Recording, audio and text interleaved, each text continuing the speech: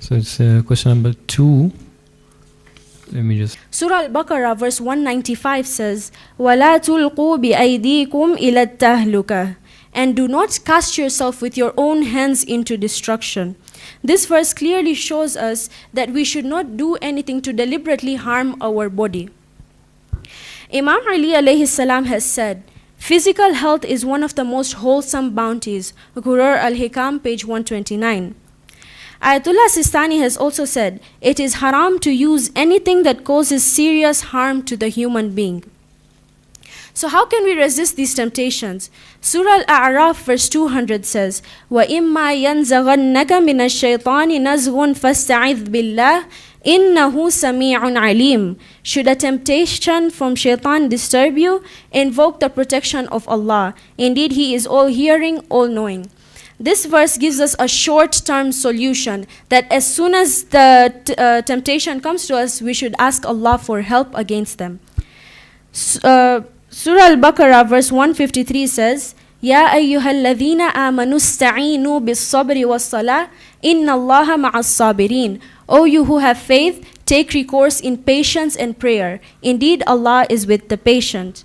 This verse shows us that if we try asking Allah for help, He will definitely help us and we will get the long-term happiness. So, although substances may feel like they help with depression, they only cause short-term relief. But in fact, they damage us even more. So instead of turning towards substances like this, we should turn towards Allah instead. Allah subhanahu wa ta'ala says in Surah Ra'ad verse 28, أَلَا بِذِكْرِ اللَّهِ تَطْمَئِنَّ الْقُلُوبِ. Look, the hearts find rest in Allah's remembrance. This verse clearly shows us that the only true happiness that we will get is through Allah's help. So Islam also teaches believers to choose the right company. Islam teaches us to stay away from the friends who lead us towards bad behavior and who would peer pressure us into stuff like this. I have also gone through this before. I've had friends who would peer pressure me into doing these kinds of stuff. And Allah says in Surah Az-Zukhruf, verse 67, أَخِلَّاءُ يَوْمَئِذٍ بَعْضُهُمْ لِبَعْضٍ عَدُوٌّ إِلَّا الْمُتَّقِينَ. And on that day, friends will be another's enemies except for the God-wary. This verse clearly shows us to choose our friends wisely. We should choose friends who lead us into good things instead of take us away from Allah and start these kinds of substances. Imam Ali alayhi salam has said in Nahj al-Balagha saying 55, patience is of two kinds. Patience over what pains you and patience against what you covet. Covet means to desire. Imam Ali clearly tells us to have patience against the things that we desire. He also says in Nahj al-Balagha saying 36, whoever prolongs his desire ruins his actions. So an example from the Holy Quran is Prophet Yusuf alayhi salam when he was tempted by Zulaykha. When Zulaykha tried to get closer to him, Prophet Yusuf alayhi salam said, مَعَذَ اللَّهِ إِنَّهُ رَبِّي أَحْسَنَ مَثْوَاي إِنَّهُ لَا يُفْلِحُ الظَّالِمُونَ. God forbid, indeed He is my Lord. He has given me a good abode. Indeed the wrongdoers are not felicitous. Surah Yusuf verse 23. This verse clearly shows us the amount of taqwa that Prophet Yusuf alayhi salam had. And because of that taqwa, he was able to create a shield against any temptation. So if Prophet Yusuf alayhi salam, who was young and in a strong household, could resist such a strong temptation, then why can't we resist just small temptations? Ghurur al-Hikam, page 219 says, indeed, jihad is the price of paradise. So the one who struggles against his self will acquire it, and this is the greatest reward of Allah for the one who is cognizant of it. So this hadith tells us to have jihad. Jihad al-nafs is the inner struggle, the struggle that a person has against their own nafs, to repel these kinds of temptations which can ruin our iman. So in conclusion, substances are forbidden because of the effects that it creates in our body, mind, and spiritually. Through cultivating taqwa, having patience, and keeping good company, we repel these destructive choices. Surah Naziyat says, verses 40 to 41, وَأَمَّا مَنْ خَافَ مَقَامَ رَبِّهِ وَنَهَى النَّفْسَ عَنِ الْهَوَى فَإِنَّ الْجَنَّةَ هِيَ الْمَأْوَى. But as for him who is owed to stand before his Lord and forbids the soul from following desire, his refuge will indeed be paradise. This verse shows us that resisting temptation is not a loss. It is in fact eternal love from Allah subhanahu wa ta'ala.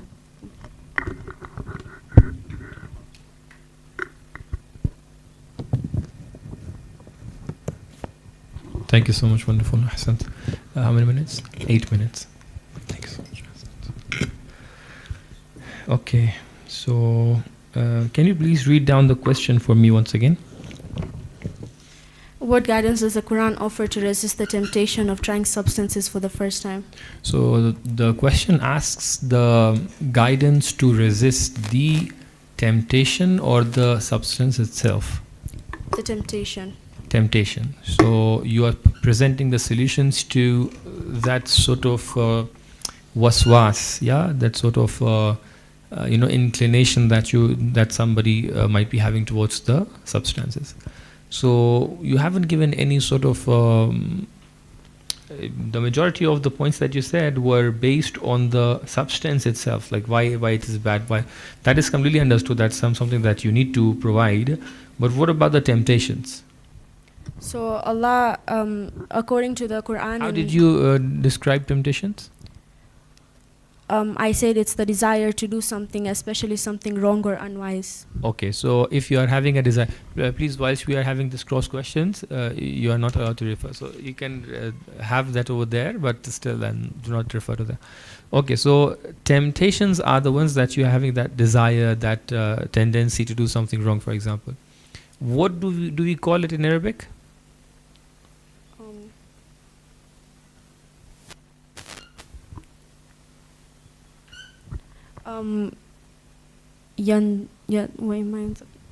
ينزغنك.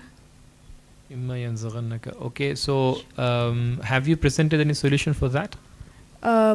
Is it a physical thing or is it a mental state? Like when you are having a tendency to do something wrong, is it like your hands are starting to shake and going towards something wrong, which is substance, or is it something where your mind is pushing you to go for something wrong? Yeah, it's mental. It's a mental health. Yeah, it's a mental state. Okay, it's a mental situation. So how do you deal with it? Do you have any taqwa? Okay. What else? Have you presented in your presentation anything for this? Taqwa. Don't refer to it. Yeah. Just recall what I mentioned how if we have taqwa, we can use it as a shield, because we are God conscious at all times, and we always think whether the substances that we're trying to use is lawful or not, because we're always God conscious. Okay. So what about the for example, قُلْ أَعُوذُ بِرَبِّ الْفَلَقِ, where you are saying isti'adha to Allah subhanahu wa ta'ala from the waswas of shaitan. Can we use that for dealing with the temptations? Can you repeat the question, please? Like whenever you are asking Allah to assist you in front of shaitan. The ayah that you recited for prohibition of substances, إِنَّمَا الْخَمْرُ وَالْمَيْسِرُ وَالْأَنْصَابُ وَالْأَزْلَامُ, there is another ayah similar to it. Both of the ayat I think are having let me just quote the ayah for you. The ayah that you quoted was إنما الخمر والميسر والأنصاب والأزلام رجس من عمل الشيطان. Okay, in front of عمل الشيطان, what is the solution of Quran? How do you deal with the amal of practice of shaitan? Through invoking the protection of Allah against his whispers. Okay, how do you invoke that protection? By taking recourse through patience and prayer, and we can ask Allah through prayer, or even the state of mind of having taqwa helps us repel these kinds of temptations. Okay. In one of the points you said that it is something which is harmful, yeah? Something like that. Yeah, substance. For substance, you said it's something which is harmful, yeah? So, what is the measurement for that? Like to what extent you are allowed to, it is allowed to accept a harm? Like, For example, someone who's going for office work, let's say, waking in the morning, and then going for the office, putting efforts, and it's like day and night they are putting efforts. Somebody who's going to become a footballer, in the beginning they are getting injuries and all those things. Somebody who's going for taekwondo, they are having small injuries on a daily basis. So they are accepting sort of what you call harm. Is that haram to accept that harm? no, because like it's for a good purpose. It's for learning purposes. So not but every harm is haram. Yeah. Some of the harms are still okay. So what is the level when the harm reaches and you say that this is becoming haram? Like if you're deliberately doing it to yourself, like for example, if like these kinds of substances, when you use them, they barely have any good impacts, but they really like impact your body in a bad way. They create problems. So for example, they say I'm just hitting my hands and I don't have any purpose, and it is like so giving me a bit of pain as well when I'm hitting my hands. Yeah, is that haram?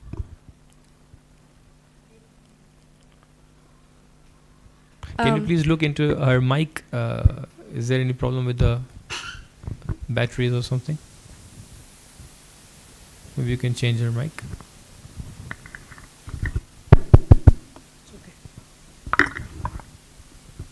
Okay. It's not haram. Okay, so why, like, I don't have any purpose for whilst I'm beating my hands. I don't have any purpose. There is nothing good as an outcome.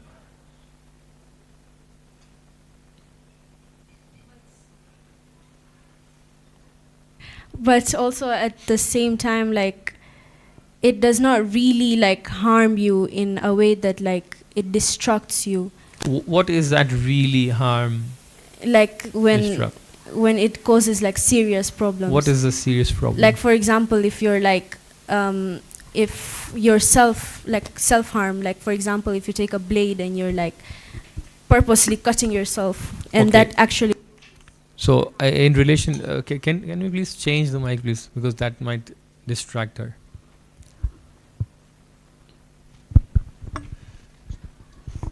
So for example, someone is going towards smoking. Smoking is a substance abuse or not?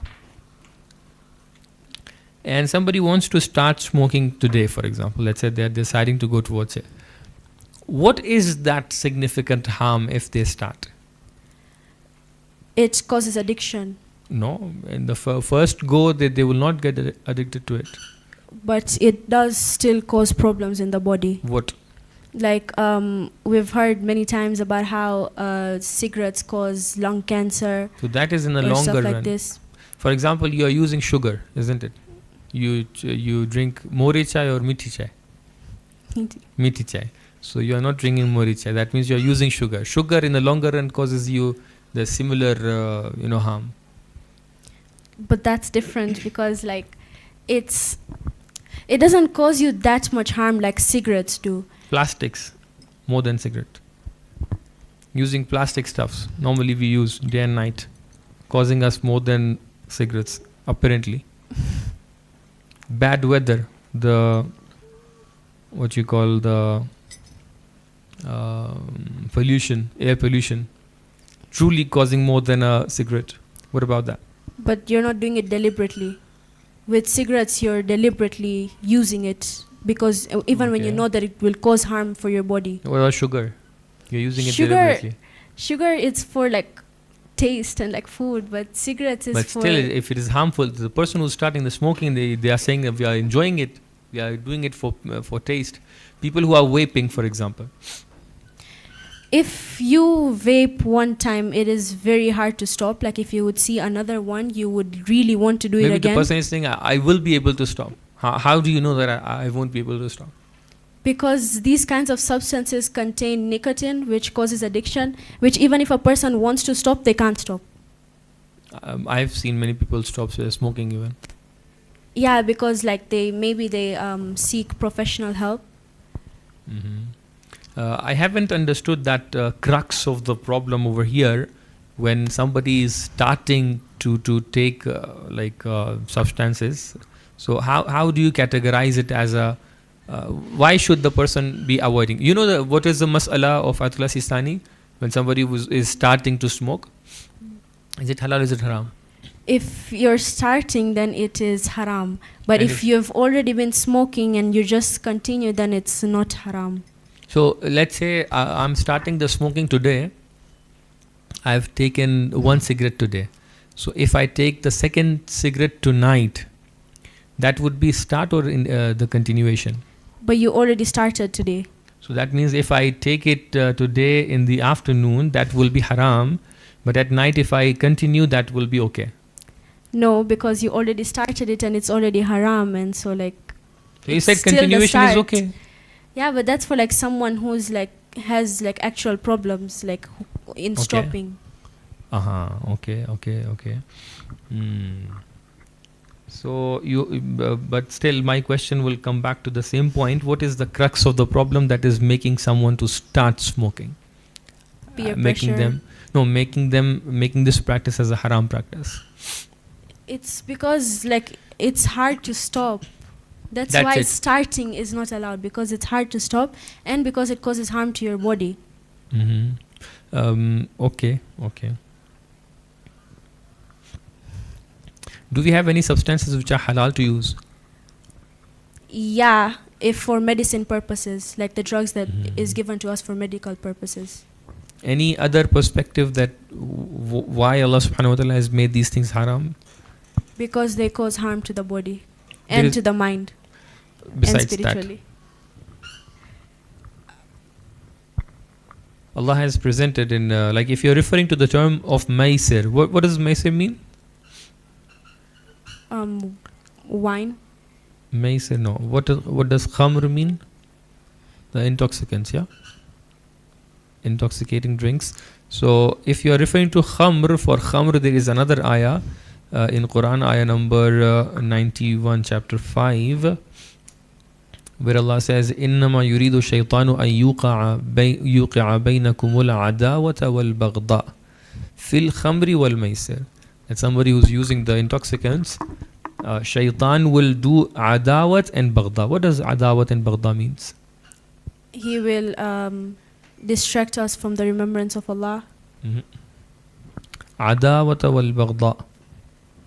Have you referred to this ayah? Yeah. The second one. Have you gone through the translation? Yeah. Okay, so then what is the point over here? What is adawa? What is baghda? What does shaitan do over here when somebody uses He intoxicants? seeks to cast hatred among you through What wine is and the hatred gambling. amongst these two words? Adawat wal baghda.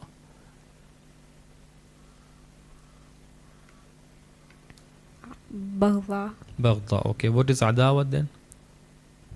Cast. Okay, it's the enmity. Enmity. Okay. Okay, Mawlana.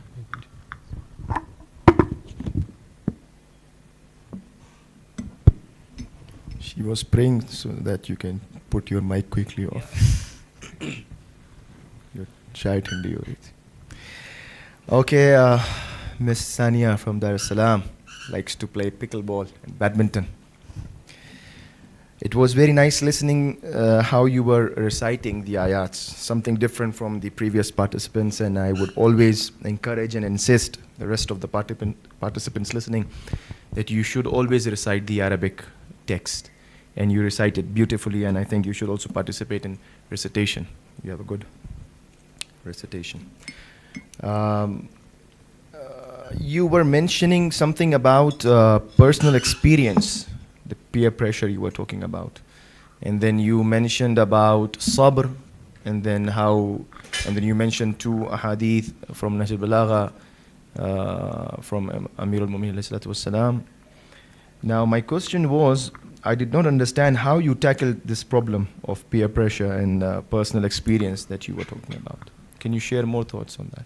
Yeah, when I had these kinds of friends who would peer pressure me, I I stayed true to my iman because I know that Allah forbids it. That's why I had taqwa and I repelled it with dhikr and patience. That's it? That easy it was? Really? And you would advise the same thing to your peers and to your friends? I mean, this is how you can tackle this problem? Yes, and I would also tell them to stay away from these kinds of Okay, people so- and to choose good So company. the ayah that you recited before was something like to choose your friends carefully in this situation. So this is important to know. And then you mentioned something about Prophet Yusuf also resisting. And you said, if Prophet Yusuf can do, I can also do it. Is this a good, is it a very relevant statement? If Prophet Yusuf can do, I can do it. You understand what I'm saying? Yeah. Yeah. So It's- many people today, when you tell them about a sunnah or seerah of Ahlul Bayt alayhimu salatu wassalam, they would respond to this statement in this manner that, okay, they were masumeen, they were infallibles, they were prophets, they were the true guides and leaders, supported by Allah subhanahu wa ta'ala. They had good faith and iman. We are not like that. We are fallibles. We are not ma'soom. So it's difficult for us. And you very, confidently said, if Prophet Yusuf can do, I can do it. I meant like we can use him as a role model. Okay. Like we can't reach the perfection he is, but we can try. And we can also, just the way he used taqwa, we can also use taqwa. So Okay. that's what I meant. Okay. Now we know that Quran tells us, one of the most important parts of this topic is that last word, for the first time. Okay. So it's not about someone who is already in it and trying to, stop it, but it is something about the first time. Now, considering this fact that Islam, even for this wine consumption, Quran gave, gradual rulings. First it said, there is nothing good for you in it, and then it came and said, you should avoid it, and then said haram and all. So our understanding is that Quran tells us and guides us and gives us a very gradual, ahkam and rulings. Considering this concept and the ayah where Allah subhanahu wa ta'ala tells us, لا تتبعوا خطوات الشيطان, okay, don't follow in the footsteps of shaitan. How can you, advise, and what is your perception regarding gradual rulings, steps, don't walk in the steps of shaitan, and the first time use? If you don't understand my question, let me repeat it again. There are three concepts. Okay, first concept is that Islam gradually forbids, does not come and tell you, do this right away. No, first thing. Second, there are khutuwat, there are steps. Okay, so Quran tells us don't walk in the steps of shaitan. So gradually, and then there are steps. This topic also tells us for the first time. Doesn't tell us you're in the middle of the way and you have to stop. So considering this fact that the Quran tells us, it's haram, gradual hurmat, gradual ruling, and then there are steps to everything. How can we, use these ayats and use this concept to tell someone, even if he has not tried anything yet, he wants to try it for the first time, what would be my approach? How can I, counsel the youth today? I want an analytic answer from you. It's something out of the box. I want to see how you perceive these concepts. So I would first mention the effects on the body and the mind, and also the spiritual health. And I will also tell them how Allah does not forbid it because, I don't know, He doesn't want us to have fun, but because it actually has problems in our body. And also that it also ruins our beliefs and our religion as well by following them. So how can a person, gradually understand this concept? How are you going to, because this topic is for 13 to 15 age category, right? And mostly this is the age where, you get exposed to all these things, maybe even earlier stages. So how can a young girl or a boy, like for instance, you were mentioning about yourself, that how you were facing such friends and classmates or schoolmates. What would I tell them, coming out, taking yourself out of all these sophisticated, terminologies? Simple thing, stay away from these things. What are the harms? Don't go into religious right now concepts. How can you, advise? If there's someone who's Christian, if there's someone who's Hindu, if there's someone who's a non-Muslim, how are you going to stop them? By telling them to choose the right friends and not to fall under peer pressure. And also I can explain to them the harms, obviously. And also it has a lot of there's a lot of problems in using it, which can also cause addiction. And I will explain to them how it's not only causing problems in our body, but also in our lifestyle. Mm-hmm. So basically, I will just fill in some gaps. Addiction is something gradual, first of all.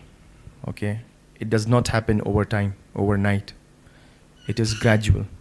So you have to tell everyone that the first step is the most important one. There and then itself you have to stop. And then Quran tells us there are steps, khutuwat. There are many khutuwat. There are many footprints. Don't walk on those footprints. The moment you step on the first footprint of shaitan, then you start walking on the whole the path that the shaitan is going to make for us.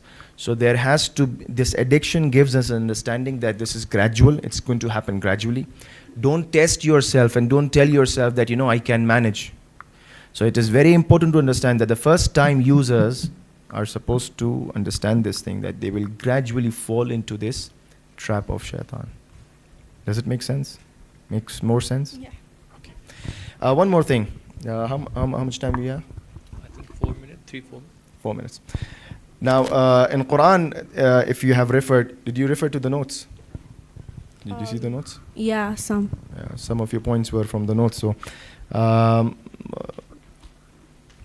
there was an ayah mentioned that this is rijsum min amal shaitan. Okay, this is rijs, and this is an act of shaitan. What does the word rijs suggest here? First of all, it gives you a nature of the intoxicants. And beyond this intoxicant being rijs, what else does it tell us about? Why is it haram? Can you tell me the whole verse? Just remember that shaitan tells us that this innamal khamru wal maisiru, this and that, everything, rijsum min amal shaitan. All of these things, these The games, first ayah that you gamblings. quoted, very first ayah that you quoted, that who you believe be away from the khamr, maisar and sabas glam, are the practices of shaitan. Over there the word rijs was there. This is what Sayyid is referring to. What does rijs mean? Abominations. Simplified. Like they are abominations, like basically they are the doing, like they're part of Satan's doing. Okay. Rijs is a very, I think, popular word. Like even many of the times when we talk about ayatul tathhir, we talk about that as well. Did you refer to the translation of Ali Quri Qarai? Yeah. There he mentions abominations of shaitan's doing. So avoid them so that you may be felicitous. So my question is that these abominations, these rijs, these things which are impure, besides being impure, what else does it have that makes it haram?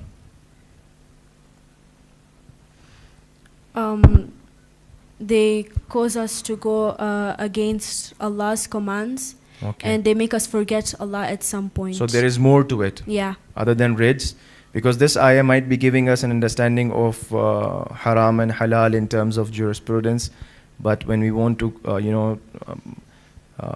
have a counseling session or something, and in terms of akhlaq, when we want to define we have to define it in a way that it does not give an understanding of jurisprudence, that you're not passing, you're not giving a fatwa. So in akhlaqi terms, yes, it is a deviation. Okay, thank you very much. It was a nice presentation. And can I ask you one more thing? What are the sources that you used in your preparation? Alislam.org, Sistani.org, and just the books of Nahj al-Balagha and Ghurur al-Hikam. Okay, any madrasa teachers you went to, did you seek any help? Yeah, I asked a bit help from Sheikh Shakir. Okay. Thank you. Thank you for your efforts. Two very quick questions. You said when we are using these substances, we are going away from Allah subhanahu wa ta'ala. Any specific ayah you remember? When somebody uses substance, he or she might be away from Allah. There is a very clear... Yeah, Surah Maida verse 91. What is that? It tells us that indeed wine and gambling, it just says indeed Satan seeks to cast hatred and enmity among you through wine and gambling and to hinder you from the remembrance of Allah. Very nice. So will you then relinquish? And then finally, can you connect the topic of israf to your topic? Yes. How? Because when you start these substances, you get addicted, and that causes excessive use of these kinds of substances. So what israf you are doing over there then? Of your body. Okay, of your body. And of money also. Of money as well. Thank you. Jazakallah khair. Ahsant.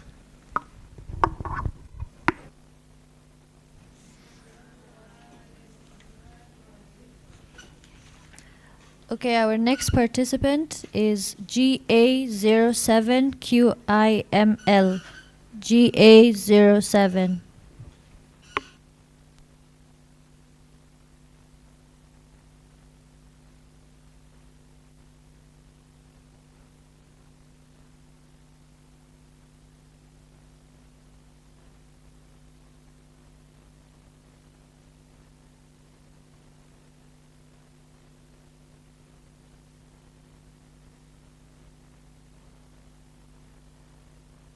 Okay, you are having question number 1. How can I deal with bullying and cyberbullying while staying true to Quranic principles? You may please just select your notes. Okay.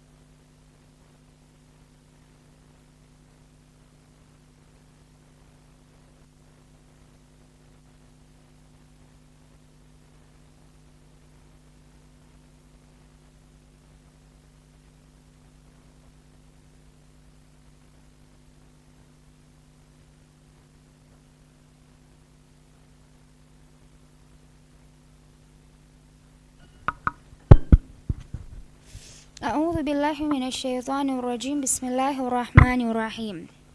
The Quran provides comprehensive ways to deal with bullying and cyberbullying.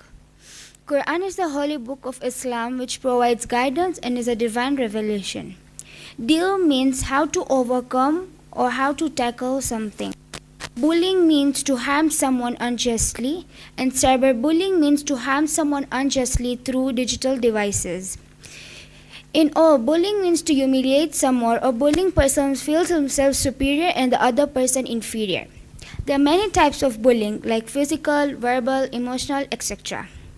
There can be two concepts here. One, you're the person who is getting bullied, or you are bullying a person. Why do we bully a person? Number 1. Malice and revenge. As there is no easier and simpler way than slander and damaging a person's reputation and character for extinguishing flames or spite and revenge blazing in the heart of some people. Number 2. Envy. An envious person often wants to see the other person's success or happiness come to an end. When they can't directly bring that about, they try to ruin the other person's reputation by spreading rumors or exposing their flaws. This helps the envious person feel a sense of relief from their jealousy. 3. Acquitting oneself from a committing sin. The person tries to justify their own harmful actions by pointing out the flaws or making mistakes of others. It's like they feel that exposing someone else's weakness somehow makes their own behavior more acceptable or less wrong. 4. Mockery and deride. Mockery often comes from a deeper motives like insecurity or a desire to feel superior. Once this feeling take hold in a person, slander can become a tool to achieve their goal or bringing others down. It's a way for them to feel better about themselves by undermining others, sometimes without even realizing the harm they cause. And number 5, recreation and amusement. It's true that some people get caught up in this habit of gossiping or mocking others for fun without really considering the harm it causes.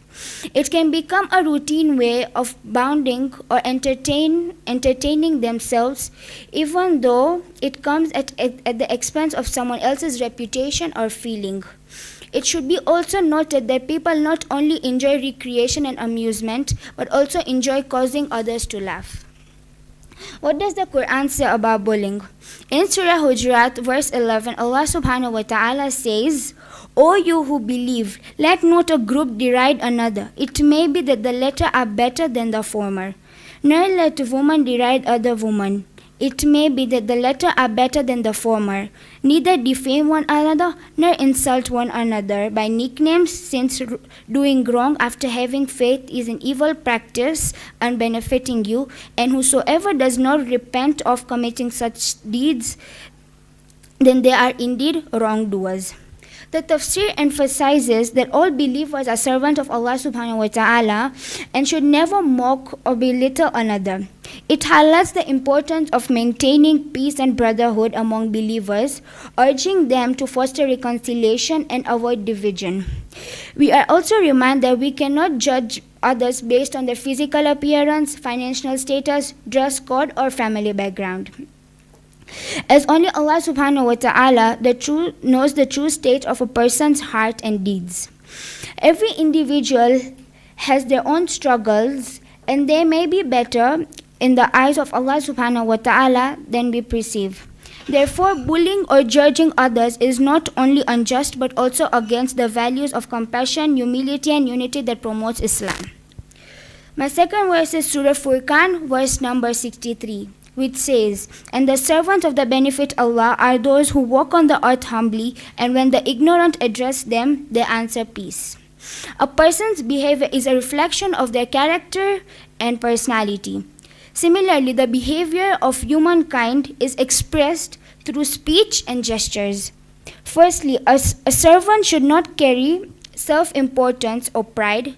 It is the unfaithful who carry such pride, for they place their own words above others.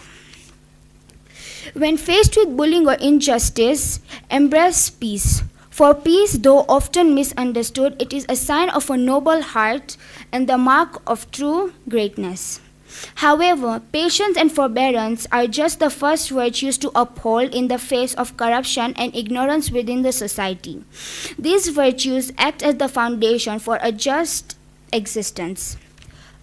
Past incidents said once a group named Banu Tamim humiliated Ammar, Abu Dhar, Bilal, Salman, Shu'aib, the companions of Holy Prophet sallallahu alaihi wasallam.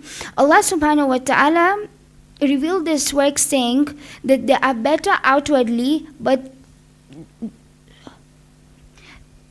saying that they are poor outwardly, but they are better than the derides inwardly. Second, the wives of Holy Prophet sallallahu alaihi wasallam, Salma was once humiliated by the other wife, and that's when Allah subhanahu wa ta'ala revealed this verse. From this incident, we should understand that God has not allowed anyone to humiliate someone thinking that they are better than themselves. Hadith. Imam Jafar as-Sadiq alayhi salam, the sixth Imam, has said, a Muslim is one from whose tongue and hands are safe, others are safe. Reference, Ma'oni al-Akbar, page 239, number 1. The teaching of Hadith offers guidance on maintaining verbal and cyber safety. One part of the Hadith emphasizes that the tongue encompasses all forms of communication, whether verbal, written, or digital. It is to us how we use it. But as believers, we are encouraged to use our words to uplift, not to harm. Our speech, both online or offline, should create a sense of safety and comfort for others, promoting peace rather than discord. Similarly, the Hadith speaks of the hands as symbols of our actions and influence. Just as we are careful with our words, our actions must also be safe, protective, and just. Our hands should not cause harm or oppression. In situations like bullying, for example, staying silent allows harm to continue. Therefore, inaction in the face of injustice is equally harmful. Ultimately, this Hadith advocates for a zero-tolerance stance towards harm, whether through words or actions. Every human being should strive to bring peace, safety, and kindness to others, becoming both voice for compassion and a force of positive change. My second Hadith is, one who is indebted to his religious brother in respect to reputation or wealth should seek his forgiveness before that day it which there is no any dinar. In that day it will be deducted from his good deeds, and if he does not have any good deeds, the sin of the other party will be added to his sins. Reference, Faisi Kashani 273/5. Bullying destroys good deeds probably because it destroys one of the greatest spiritual capitals of one who is bullied. That is their reputation, honor, and social prestige. Since compensation of this right of people is often impossible through material means, great God Allah subhanahu wa ta'ala compensates it through spiritual matters. He transfers good deeds of the bully to the book of deeds of the bullied, and if the bully does not have any good deeds, God transfers the sins of the bullied to the book of the bully. It is compensated to the same degree that the reputation of the bullied person is damaged through the transfer of good deeds and sins.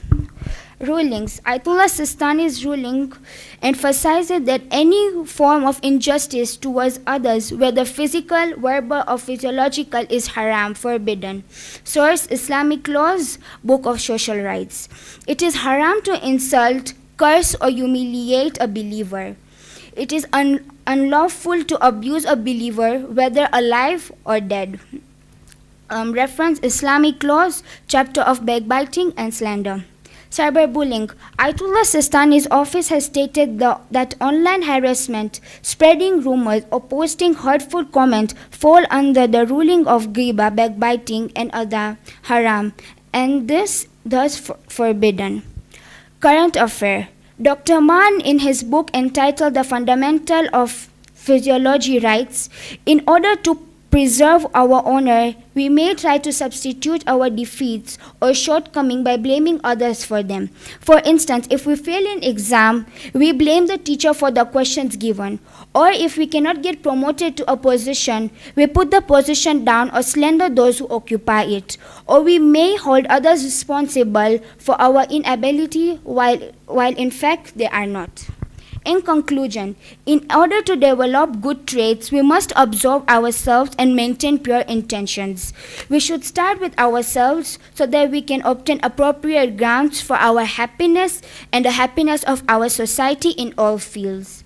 Lastly, I understood that a person should not carry pride, should be just and humble towards everyone, not judging them by their by their family background or by their dress code. Thank you.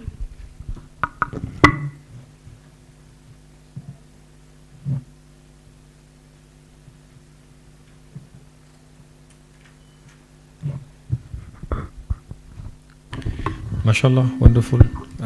Very comprehensive, MashaAllah. You did a wonderful research. Thank you. And a number of things. First of all, with regards to the references that you presented, I am assuming that some of the references were not either directly referred or even second hand references. How did you find the ahadith, the riwayat? Since you were, basically, so somebody might be a person who's just giving the references of ahadith as an approval, but you presented them as your base presentation. So it must be something which is, coming from a very authentic book, and truly you have referred to it. Yeah, Hadith al-Thaqalain, I refer to it. Which book, where exactly? Let me add to this question. You mentioned Ayatollah Kashani says this. Yeah, Ayatollah Kashani is the author, not the book. So what is the book? Ayatollah Sistani. Kashani, one of the that Faiz is Kashani. Faiz. She said Kashani. She didn't even say Faiz Kashani. You go to second last hadith of yours. What is the reference that you said? Faisi Kashani. Yeah. Yes. Yeah. So Okay. which book? Which book? He has 20 plus books. Muhajjatul Okay, Mahajjatul now you are coming Bayda. to right. Mahajjatul Bayda. Yeah. Okay, so Yeah. see, when you are fine, okay, now you won't be referring to the notes, okay? Now tell us how did you find the ahadith? So I went to Islam first and I searched about bullying and cyberbullying, and then from it I saw and Was that an article or something, or directly book? no, it was the verses were given Uh-huh. and then the hadith was given. So I referred to it. I went to tafsir and I found it authentic, so I used it. Okay. Khair, inshallah, not anything specific wrong with the ahadith. The ahadiths were good. The first one was from Ma'ani al-Akhbar. The second one was from Mahajjatul Bayda. I could recall that it is Mahajjatul Bayda, but you said Faiz Kashani, that's why came back to it. Yeah. So our perspective is that a person who's finding a solution from Quran, from Hadith, we have many means to ask for a Hadith. For example, many people can reach to AIs, but AIs can do mistakes, and there are many mistakes nowadays coming from the AI. Like you ask them, give me these numbers of ahadith from someone, they will prepare, they will make the ahadith for you, and then at the end of the day you ask where these ahadith are coming from. There is no answer for that. So it's truly important for us to refer to the books themselves. Many a times the references given are not authentic. You presented two perspectives, like bullying can happen to myself, or I am the one doing the bullying. How about if the bullying is happening in front of me? What is my duty?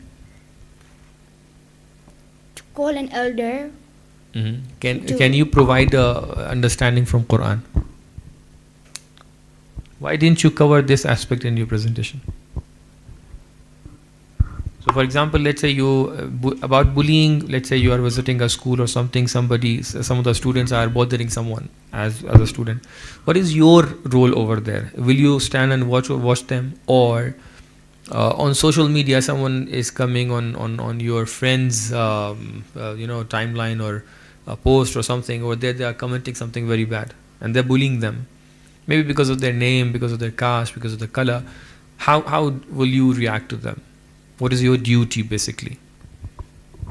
First of all, I will see why is that person being bullied, and is that person able to help defend himself or herself? And I'm gonna call and help, because if I talk, I can also be into problem. So being in a problem is not it's not a problem, being into a situation, but if you call an elder, this can stop. If I go and tell that person to stop, that person will stop for that moment, but later he will continue. We need to teach him, like he should learn that lesson, that bullying someone is not good. Do you remember what are the furu'i deen of ours? Can you name? We have usul din, we have furu'i din. Usul din is tawheed, adl, nubuwat, imamat and ma'ad. Yes? What are the furu'i din? Salah. Hajj, zakat, amr bil ma'ruf, nahi anil munkar, Okay. tawalla tabara. Can you find anything over here which can relate to as an Amr bil answer? ma'ruf and nahi anil munkar. Okay.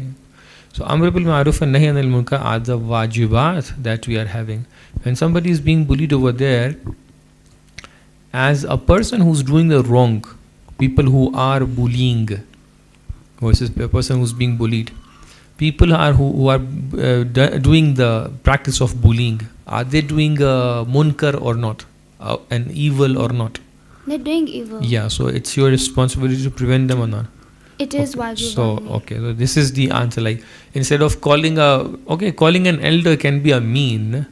Like you can, if you are able to, you can just fight them back and then prevent them to do But so. fighting back is not a solution. Fighting back doesn't mean that you are going physically fighting Yeah, them. yeah. Like, Even telling them, explaining them won't make them understand. They need someone who can explain them as counselors. so who can can't help you? them. So for example, there are boys or girls younger than you. How old are you now? I'm 15. 15. Let's say there are boys and girls of 9, 10 of age, yeah, and they are bullying each other. Can't you be that counselor I to can. consult them? I can. Okay. So initially it is your responsibility. If you are not able to, then you'll call someone For help. Yeah. Okay. So let's say I am bullying someone, and I am enjoying bullying someone because I'm laughing. You know, the way you said, some of the people are even enjoying watching at the bully. Yeah. So I'm enjoying by bullying someone. Why should it be haram? What is the crux of the matter? Why Allah has prohibited the concepts like sukhriya, like making fun of the people, making titles for the people? When I'm bullying someone, I'm enjoying. What is wrong with it? Okay, what if you're going through the same bullying then? Okay, the other people are enjoying that. You see, that is how a person feels when you're getting bullied. You're being called by nicknames. It hurts a person when you're being called by the nicknames. So why should I care about those people? Like, they are suffering, but I'm enjoying. Any specific concept that you can refer to that even if somebody is, let's change a bit situation that I'm presenting. The person is not getting offended, but the practice is bullying for sure. But person is so strong that he is not or she is not getting offended and bothered. Shall we continue bullying her or him? No, it's still wajib to stop So it. your point is missing over here. How does they feel or how do I feel? I'm not feeling anything. Let them bully. Can we enjoy bullying someone who doesn't get offended? No, but if Why? she feels, Mm-hmm. she should understand that if she's getting bullied, No, she is getting bullied. but she's and not accepting it. No, she's not getting offended even. Also, she thinks it's just a joke. No, she knows that they are giving the titles and all those things, but she's very strong, not caring about the people doing so. Will this make the practice halal? No, it won't. Why? Quranic perspective. Can I refer to the No. If you have any reference, then yes. What ayah you want to refer? I don't remember the word. It is in Surah Isra. If you tell me the verse, okay, refer. Open Quran. If you tell me the concept, I won't ask you the ayah. I don't You don't remember. concept, but if I go through, I might remember. How much? How many minutes it will take? Just 2 minutes, please. 2 minutes is too long. Okay, go on. At least try. I don't think so. I'll make it. Um, Could you give me a hint? okay, so the hint, like the kids are getting, it starts with D. In Arabic, it starts with K. In English, it starts with D. The next letter is I. The last letter? Y. Then what? Can you guess now? Display. See, there are many words that can be the so hints are there. So it is related to the quality of each person. We as human beings, we are having a quality that Allah has given to us. That is the crux why we cannot bully. Can you take someone who's dead out of the grave after let's say 5 years? Why? This person is dead. So You know something about izzat an-nafs, self-respect. Yeah, so. there is a concept that Allah has presented. That is a concept. وَلَقَدْ Ayah starts with وَلَقَدْ كَرَّمْنَا بَنِي آدَمَ. Now can you recount the concept? We have given karamat to insan. Dignity. See? Okay. So even somebody is not getting bothered and offended, even then you can't bully them. Why? Because it's not about whether you are getting offended or not. It's a person's about the reputation. respect. No, it's about the inner respect of yours, inner dignity of yours. Okay, so this is one point. Okay. How about one ayah in Quran says, فَمَنِ اعْتَدَى عَلَيْكُمْ فَاعْتَدُوا عَلَيْهِ. If somebody is doing an injustice to you, do the injustice back to them. So there won't be any difference between you and that person. Okay, so can I bully them back when somebody is bullying me? No, you Why? can't bully because Ayah says, فَمَنِ اعْتَدَى عَلَيْكُمْ فَاعْتَدُوا عَلَيْهِ. If somebody does a bad, do the bad to them. so from that what I understand that don't for example if the person has for example he has hit you or has spread rumors about you. Do I have the right to retaliate or not? Yeah, you do have a right. So if I bully them back? No, it's like you don't bully them back the way they did it. Mhm. You do it in the In right a way. You polite should. manner, bully them. No, you shouldn't bully them back. So what is the ayah? But you should stand up for yourself. Okay. So like you Can you give me an answer not to bully them from ayat of Quran? And even I have mentioned this ayah in my notes. I remember. It is the first ayah that I had presented in my notes. This is the answer. Okay, that is understood. That this is a very general ruling of Allah subhanahu wa ta'ala. Then when somebody does a wrong to you, you have the right to retaliate. That is accepted. But there is another refutation to it. Though you said if you retaliate, you will become the similar person. But there is a concept why and how you should be retaliating. Retaliate. Respond to them, but respond like this. And it starts with alif and dal. Again, hint for you. With what? Alif and dal. Idfa. Do you remember? No. Idfa billati hiya ahsan. Now you remember the translation? It's ayah number 34, chapter 41. What does the translation say? Okay, if I say the translation, it will be the answer. Okay, thank you, Maulana. How much time we have? We have 11 minutes. Okay. Okay, so it was a nice presentation. And by the way, I would like to comment your comprehensiveness of your presentation, because you covered the Fatawa of Ayatollah Sistani, you covered notion from a scholar or something, I think, which gave it more comprehensiveness. But in terms of some of the references of Quran, I think you could do better. Thank you. So Syed has covered almost all those points that I wanted to ask about your presentation. Yeah. You were replying, and Syed had asked about furu'at ad-din, and you said amr bil ma'ruf and nahi anil munkar.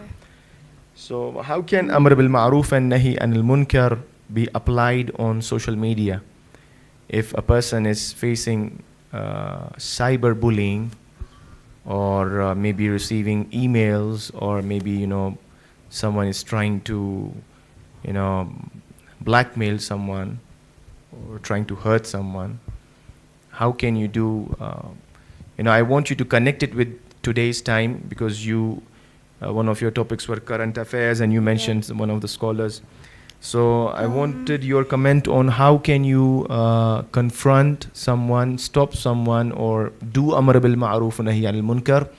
I have one example about Palestine. How we know the reality that Palestine has been bullied from the past 2 years, but what social media is giving the wrong information. Okay. It says that Palestine deserves what they are getting.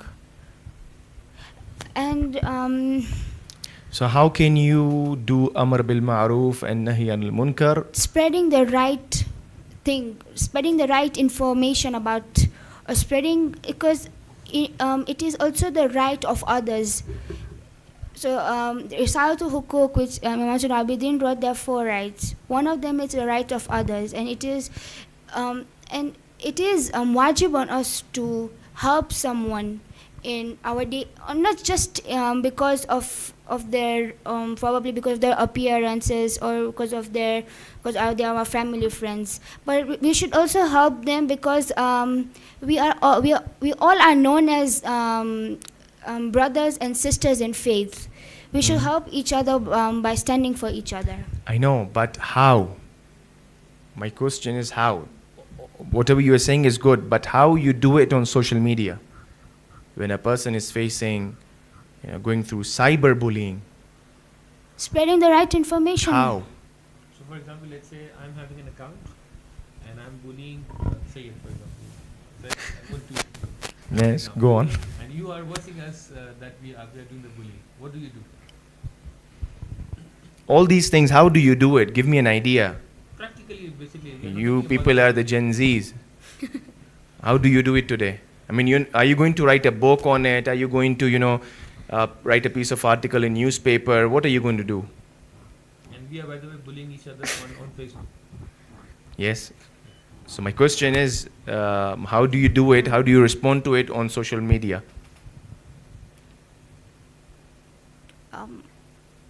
I would help you spreading the rumors about.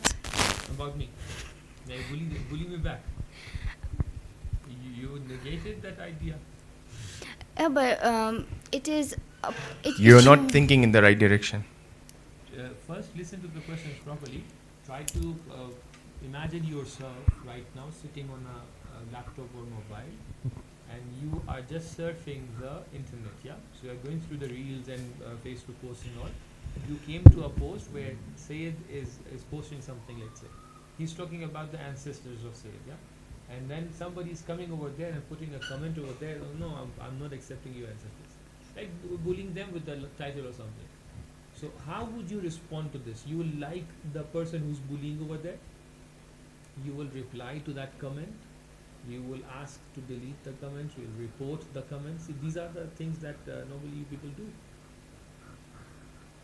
What do you do? Report. Report. See, the ayah says, وَإِنْ عَاقَبْتُمْ فَعَاقِبُوا بِمِثْلِ مَا عُوقِبْتُمْ, or the verse that Sayyid recited, مَنْ اعْتَدَى عَلَيْكُمْ. So you do the same thing, but Sayyid was telling you to do it in a better way. إِدْفَعْ بِالَّتِي هِيَ أَحْسَنُ. So how do you do it in a better way, in a better form, but using the same Same platforms? Okay, let's pass this on. Can you did you go through the notes? I think you went through the notes. Yeah. Notes that were shared. So Sayyid had taught about, and he narrated us a riwayah where it says Amirul Mu'minin was a young boy, and the Holy Prophet used to go to Ta'if. He used to face difficult time. People used to throw rocks and stones, and used to disrespect the Holy Prophet sallallahu alaihi wasallam. So what was the reply of Amirul Mu'minin to them? What Mawla used to do? And by the way, this is a story that normally our khutbah are narrating. It's very famous. Very famous. It is amongst the fazail of Amirul Mu'minin that being a young boy, he used to accompany Rasulullah to Ta'if, and those were difficult times. So the Holy Prophet wanted a safe haven. He wanted to go and preach Ta'if, but when he went there, he got he did not receive that welcoming So they disrespected the Holy Prophet. And what was the reaction of Amir al-Mu'mineen while he saw the Holy Prophet in this context being bullied? What was the reaction of Amir al-Mu'mineen? See, Amir al-Mu'mineen was a kid at that time. Like he was very young at that time, yeah? He could have done the same thing that you are suggesting. He could have gone to the father, saying, the father, see, somebody is bothering Rasulullah. But no, at that time he understood his own responsibility and he did something over there that Sayyid is asking about. He responded immediately in a way that, we were discussing. The ayah says, بِمِثْلِ مَا تَدَيْتُمْ. It's a very popular story. You know the riwayah? Have you gone through the notes? Yeah, I did. Have you seen it's section B in the riwayat section, fighting the evil. The first riwayah which is coming from Biharul Anwar. So Imam Ali ﷺ being a child, it doesn't matter. A ma'asum being a child or being an elderly, doesn't matter. His af'al are hujjat for us. So Imam used to, go and bite their ears off, these kids. And Imam Ali ﷺ used to defend the Holy Prophet. Very harsh. And those kids used to go and, complain to their fathers that Ali bit my ear off. It was so hard. So we were talking about idfa' billati hiya ahsan. Do it in a proper way. But Amir al-Mu'minin attitude in that narration and that report, is it ahsan? You got my question now? Yeah, Now I told you the whole riwayat, the whole story. Yeah, I did. So Holy Prophet is being, thrown stones at. He's being bullied. Amir al-Mu'minin wants to do Amr bil Ma'ruf, wants to stop this. He goes and bits off the ears and beats up, these kids disturbing and, disrespecting the Holy Prophet. And Amir al-Mu'minin got a title, by the way. They used to remember Amir al-Mu'minin being someone who used to bite off, their ears. So was it ahsan? Was it good? It was not good. So Amir al-Mu'minin did the wrong thing. It's Imam the Ali. same thing. Yeah. They threw stones at Rasulullah sallallahu alaihi Okay. wasallam. Imam Ali did the same thing. Okay. He bited Did he? them. But both were physically done. So did he do the same thing? No, they didn't do the same thing. So what did he do? Like, He can did- you feel the intensity of the two practices? Compare them together. He threw stones. Okay. Imam bited. Okay. So which was more intense? He's throwing stones. Okay, then it's not the harsh retaliation. Yeah, it's not harsh. It's a bit weaker, like a bit polite. They were deserving more, but Imam Ali made it a bit lenient. Okay. When you are sitting over there on the hot chair, I think you are losing your cognitive skills. You should listen to the question and grasp the question. Think of how to answer the question, then come with the answer. Okay? Because when I'm questioning back, you are changing your answer. Yeah. So Islam tells us about sabr, patience. We talked about self-respect, dignity that Sayyid he was mentioning. We talked about justice. Adalat has to be done. So how can a person balance between patience and adalat, self-respect, without allowing this oppression and this bullying to go on? Because if I do sabr, if I stay quiet and I let the thing go on and be patient, is it good? Is it adalat? Is it according to the self-respect? No. No. So should I be patient when I see someone being bullied or someone bullying me? No, you shouldn't be patient. I shouldn't be patient. No, Patient is a bad thing. But you shouldn't let your self-dignity go away. You should know that you have a self-dignity and that a person cannot bully you at any circumstances. For example, if I'm going through any issues, that a person can't come and judge me, oh, you're going through this situation, so I have a right of calling you this or this. Okay, one last thing I want to ask you. How you prepared your notes? Who helped you prepare your notes? My dad, Who was typing? me. You typed? And You had hard time reading through those notes. I saw many of the places you were, Yeah, I just underlined the key points, Okay. keywords. Thank you. Thank you very Yeah. much. Good. Ahsan. Jazakallah. Thank you.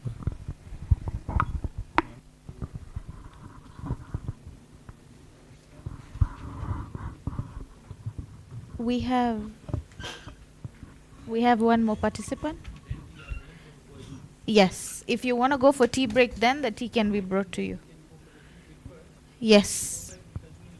Yes. So finally, our last participant for this category, GA01 QIML.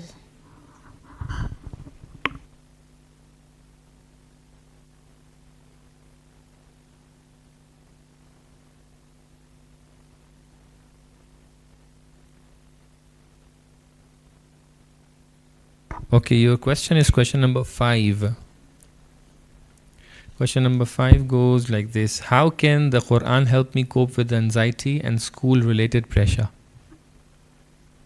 It was there, and it's the second time we are doing this question.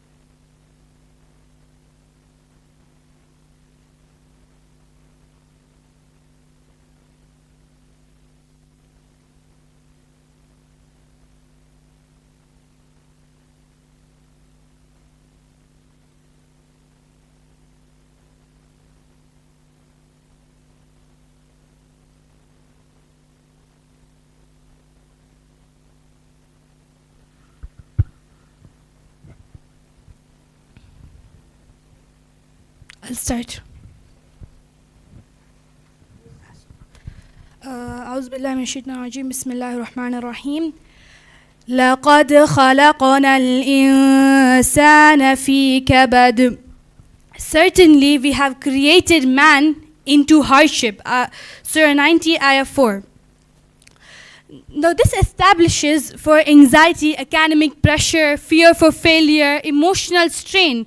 They are not signs of lack of faith or weakness, but they are human. There is normal human nature. Allah is telling us that we are surrounded with hardships everywhere.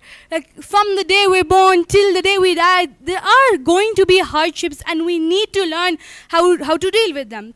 I'm going back to the question. How to deal with anxiety and school-related pressure. Now, if you break down the question, what is anxiety? Anxiety is a feeling of worry. It's a feeling of nervousness, It can be about an event. It can be, about an outcome, like the result of my exam.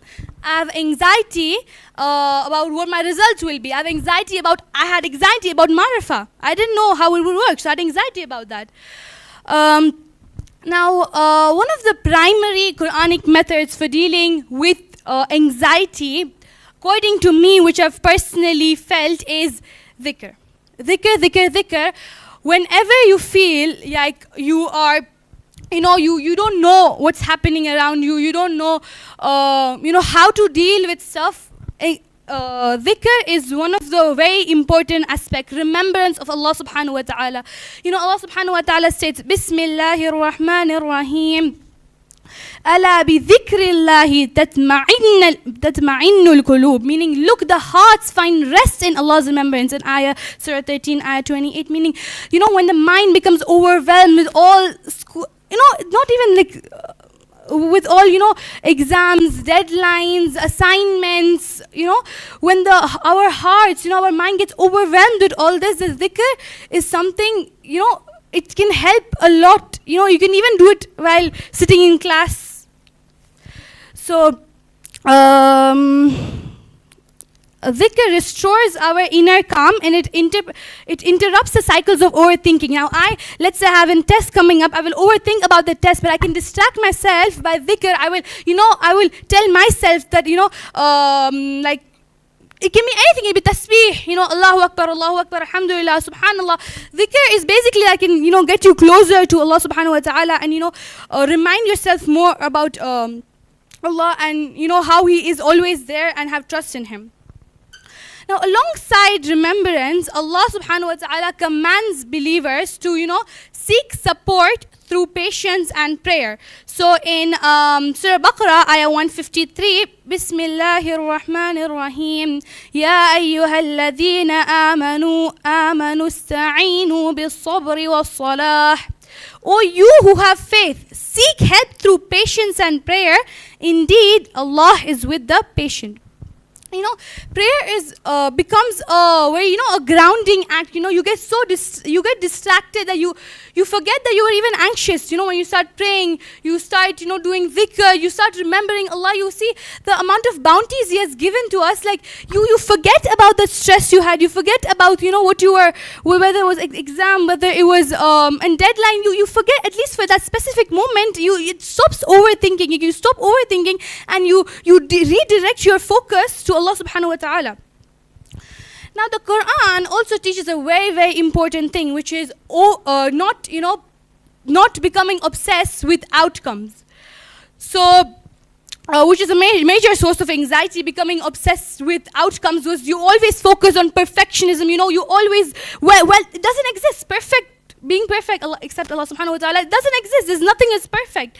So in Surah 65, ayah 2 and 3, Bismillahir Rahmanir Rahim, وَمَنْ يَتَّقِ اللَّهِ يَجْعَلْ لَهُ مَخْرَجًا وَيَرْزُقُهُ مِنْ حَيْثُ لَا يَحْتَسِبُ وَمَنْ يَتَوَكَّلَ اللَّهُ فَهُوَ حَسْبُهُ. Whoever is wary of Allah, He shall make a way out for him and provide for him whence he does not reckon, and whoever puts his trust in Allah, He will suffice him. Meaning, you do your work, you do what you have to. Let's say if it's an exam, it's whatever, you know, you do how much ever you can. You put your maximum efforts in that thing, and then you leave it to Allah subhanahu wa ta'ala. Like here, like ikhtiyar, your effort, okay? You do how much ever you can, because you do how much ever you can. You put you put your maximum effort, and then you leave it to Allah subhanahu wa ta'ala, because Allah is going to handle things, and Allah is the best of planners. He knows what is going to happen, and you leave the trust to Him. But that does not mean at the same time you don't do anything and you just leave everything on Allah subhanahu wa ta'ala. Of course, you do your part, you do how much ever you can, and then you leave rest to Allah subhanahu wa ta'ala. Now, hope is reinforced by Allah's repeated promise in Surah 94, Ayah 5 and 6. Bismillahir Rahmanir Rahim. فَإِنَّ مَعَ الْعُسْرِ يُسْرًا إِنَّ مَعَ الْعُسْرِ يُسْرًا. Indeed with hardship comes ease. Indeed with hardship surely comes more ease. Now, why Allah, you know, Allah repeats stuff to put emphasis on it. He puts emphasis that, you know, indeed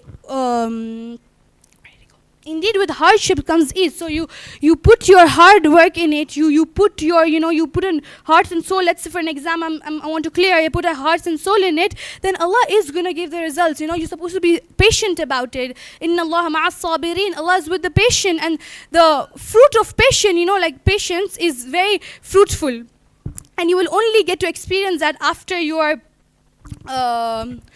After you've gone through that phase in your life, and, you know, have faith in Allah. Now the Prophet clarified the nature of patience by saying الصبر ثلاثة صبر عند المصيبة وصبر على الطاعة وصبر عن المعصية. Patience is of three kinds: patience at the time of calamity, patience in obedience, and patience in refraining from sin. So Al-Kafi. Now this shows that, you know, enduring academic stress, you know, enduring all that stress, whether it's exams, deadlines, it is a form of patience, which is patience at the time of calamity. So right now, exam is in hardship for you. Exam or that specific deadline at that specific time, it is something hard for you. It is so here right now will become patience at the time of calamity. You're showing patience when, you know, you're going through something. Now, Imam Ali alayhi salam further explains patience as an emotional control when you're facing something hard. الصبر أن يحتمل الرجل ما ينزل به ويخضم ما يغضبه. Meaning patience is that a person endures what befalls him and restrains what angers him. From Uyun al-Hikam, sorry. Now, here it's telling us that, you know, patience is what patience is that a person endures what befalls him. So I am being patient because academic stress, it is falling on me. I am a victim, not a victim, but I am going through academic stress, exams, whatever. So I forgot to mention the causes of school-related anxiety. I'm sorry, I'll just go through that. So first is the fear of failure. Many a times, you know, we have, what if I fail, and, you know, people are going to mock me, people are going to, you know, or maybe it's just like yourself. You yourself are not satisfied. What if I fail? What if, you know? Secondly, comparison. Comparison is a very, very important aspect. It is, you know, when you compare yourself to your peers, you know, you have so much competition in your class, 97, 98, how much you got, 97.5, 99.5. So that is also a very, you know, that can lead to a lot of anxiety if you think about it, because you're anxious when the marks are going to come, when the teachers are going to say who's the topper, then obviously you're going to be anxious. What if I'm not there in the list? Thirdly, I think something is that we all are victims of perfectionism, many of us, because I feel all of us are trying to attain perfectionism, but it does not exist. Like I said, Allah is perfect, Allah subhanahu wa ta'ala is perfect. Other than that, perfect, there's nothing perfect.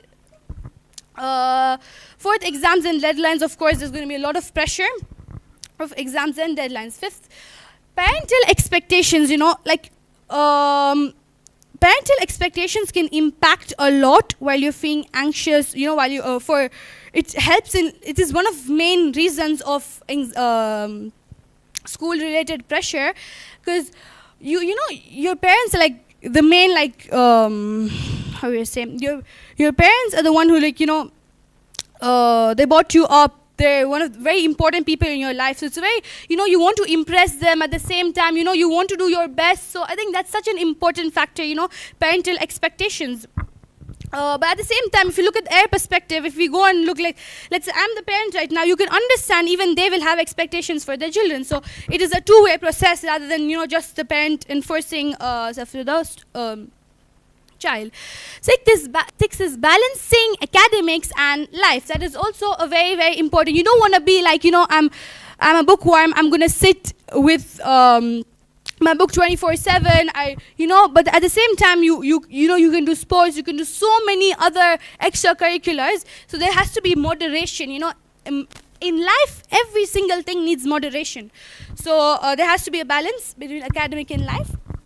Seventh one is lack of organization. When you don't know where to start, for an exam, you need to make a timetable. You cannot just randomly start any random topic and end at any random topic. You have to make a proper timetable. Like, I'm going to do this today, I'm going to do this today, I'm going to do this today. You cannot just start randomly, like, I'll do this today and then I'll try to do this. You have to make something proper and you have to stick to that.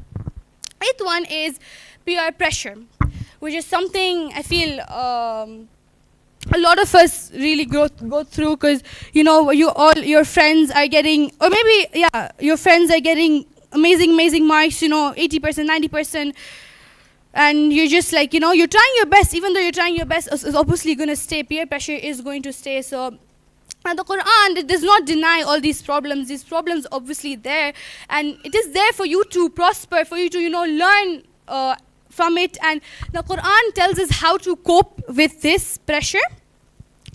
Now in Surah Talaq, Surah 65, ayah 2 and 3, whoever puts his trust in Allah, He is sufficient for him. Which shows that you do your work, you put your effort, you do how much ever you can, but at the end of the day, you leave it to Allah subhanahu wa ta'ala, because He is the best of planners. He knows what is best for you.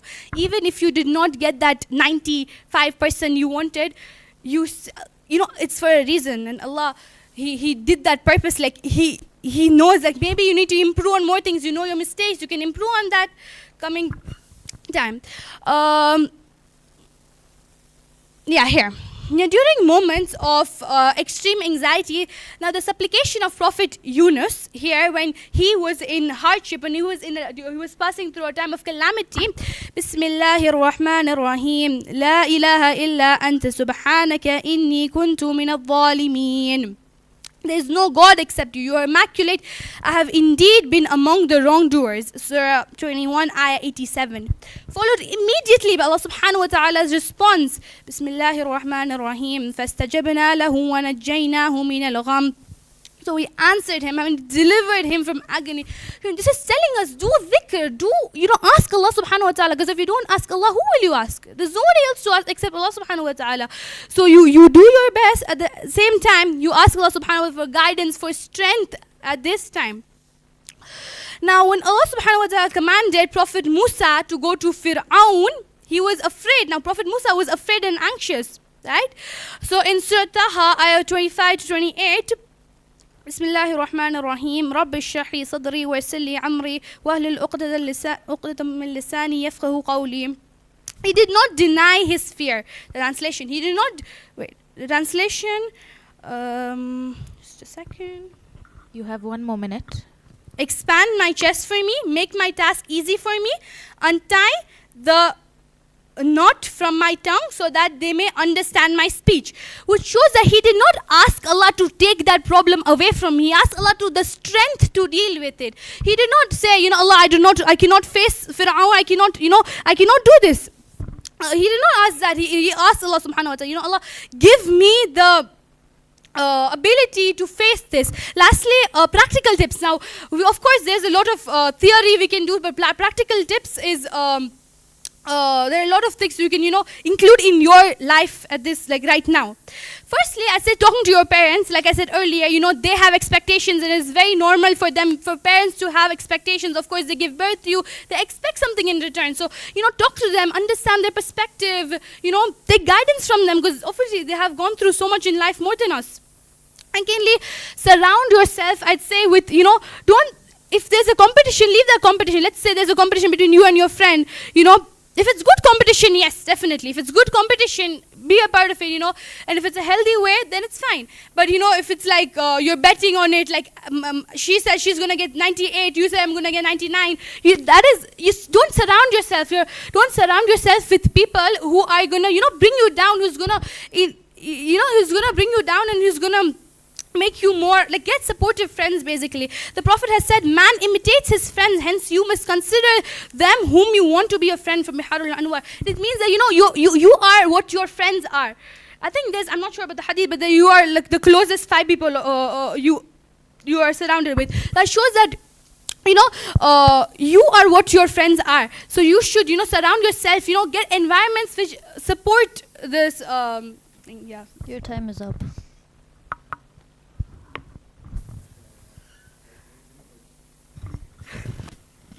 Subhanallah. We were remembering maybe we could put a mimbar over here for a majlis or something. MashaAllah. Are you good now? That's fine. Maybe you can rest for 1 minute or so, then we can start our crossfire. Water, tea. Ahsant. The ayah that you are referring to, that you, instead of that, you recited Rabbi Shrah li Sadri, that ayah was Surah Ash-Shu'ara, ayah number 12 and 13. It was قَالَ رَبِّ إِنِّي أَخَافُ أَن يُكَذِّبُونَ وَيَضِيقَ صَدْرِي. The second ayah afterwards, like ayah number 13, is وَيَضِيقُ صَدْرِي وَلَا يَنْطَلِقُ لِسَانِي فَأَرْسِلْ إِلَى هَارُونَ. That is a good reference for anxiety. Let us come one by one to the questions. Question number 1: can I resolve the matter of anxiety? No, I feel. But this time you better come out of member, huh? Okay. Be calm. Answer in a very calm manner. Okay. Sorry, what was the question? My question is: we talked about anxiety. Can we resolve the anxiety in someone? No. Anxiety, I feel it's a very ongoing process. It is going to go on from the day you're born till the day you die. It's like you're telling us that we are being born with the anxiety. It's like you cannot like completely stop anxiety. What I'm trying to say, you know, there are gonna be instances where you're gonna feel anxious. There can be good instances, good times. Like it's good for you to be anxious. Have you described anxiety? Nervousness. Nervousness. Yeah. What else? Change the words. Nervousness. You know, when you're very overwhelmed. You don't know what direction to go to. It's a confusion then. Yeah. Anxiety is a confusion. Yeah, because when you're anxious, you don't know. You don't know what is. You don't know Are how to you sure? differentiate. So let me separate the fields from each other. We can have something which is a bodily reaction, the physical or physiological reaction of something. We can have something which is a mental reaction to something, and we can have something which is a spiritual reaction to something. Yeah. What sort of reaction is anxiety? Is it a spiritual one, mental one, or physical one? I'd say it's all three. All three. Yeah. And when it happens? When, like I said, you're nervous about some outcome, or it can be about some outcome like my exam results, or it can be about an event. You like this event right now. I was nervous. I was anxious about it. So can you tell me what Arabic word did you find in Quran to find out the ayat of anxiety? Anxious. Just a second. And even when we compare the term nervousness, nervousness is not equivalent to confusion. Okay, nervousness is something else. Can you define what is the difference between stress and anxiety? Then maybe you can define the anxiety in a proper manner. Stress is something probably you're going through it under pressure. Okay. Under pressure means what? Like your exam, you're having stress. Okay, your exam, Yes. you're having stress means stress of what? What can happen next? Like how do I answer the question? Is the stress. And then before the exams, I'm going to have anxiety because I'm going to be anxious about the exams. As soon as I get my paper, I'm going to be stressed about my exams. Stress about what? Like what if I don't know the answer? What if I can't list all the points? So can you change the word? What do we call of this? Like when I'm confused, anxious about whether I will be knowing the answer or not, whether I will be the first, second, third, I'll be passing, I'll be failing. What do we call it? Like the person who's confused about the results and he or she is getting that anxiety. Normally we call it fear. Khawf. Yeah. Khawf yeah, and yeah. fear. Okay. Yeah. Even this question was there in the previous presentation as well. Yeah, We asked khawf. for a so khawf is that equivalent which is being translated as a fear as well. Yeah, fear. Basically you can translate anxiety and stress to fear as well. So But isn't fear, fear different? I'm oh just yeah, a asking. bit different for sure, but it is falling under the same category, not the confusion. Confusion is like can be there, but it's not necessarily as anxiety. So you said if this is from the category of fear, what sort of reaction is the fear? Is it a mental reaction, spiritual reaction, or the biological reaction?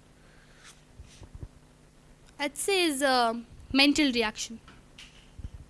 Can you open this more? Like it depends what sort of threat you are getting, Yeah. and how should be the reaction. Okay. So You mentioned Hazrat Musa was having anxiety, yeah? Yeah. Yes. So what was that anxiety for? because he couldn't he had a knot in his tongue, yeah. So he couldn't Okay. present himself properly. Couldn't express himself. That's why. Okay. Can you relate the topic of like anecdote of Hazrat Maryam to the topic of anxiety? By the way, the answer that you gave is there in the topic of Hazrat Maryam. I was expecting you will be presenting that ayah. So relate the two things together. Anecdote of Hazrat Maryam, how she dealt with the anxiety and pressure, and I'm so your sorry. topic. Yeah. I'm going blank right now. Can you just brief me through Lady Maryam's? Okay, that's a question. I'm sorry. Okay, that's a question. Okay. Yeah. So what was the top? So let me tell you that there is an ayah in Surah Maryam where Hazrat Maryam, Quran is quoting Hazrat Maryam to be saying that mittu qabla hadha. I wish I would die before this. Like if you categorize the anxiety and stress, the highest level would be when somebody is wishing for suicide, Yeah. when somebody is wishing for the death. Yeah. So Hazrat Maryam was apparently on that level of anxiety, stress, pressure, peer pressure. And then Hazrat Maryam is saying, Mittu qabla haza, I wish I would die before this. Wa kuntu nasyam mansiya, nobody would know me ever. Like she wanted to get de-socialize and go into the that comfort zone of hers. And that shows that she was under stress, under pressure. So then there is a reaction in Quran. There is a reaction that Hazrat Maryam, like basically the ayat afterwards, I think ayah number 27 onwards, are presenting a very wonderful strategy. 2 strategies, by the way, for anxiety things. I didn't answer this in the previous presentation of other sister, but I will answer to you. If you can answer, then wonderful. Otherwise, I will bring the ayat. Okay. Do you remember the story? No, I don't. Okay, then you won't be able to present. Can I take that a one. guess? Yeah. Okay. The 2 strategies, right? Yeah. 1 second. Can I get a minute? If that's okay? Sorry? Can I get a minute? If that's okay? Yeah, Just wanna- Can I refer to the Quran? Please go on. Ayah number 27, I think, of Surah Maryam. Can I have the surah number of Surah Maryam? Surah Maryam is surah number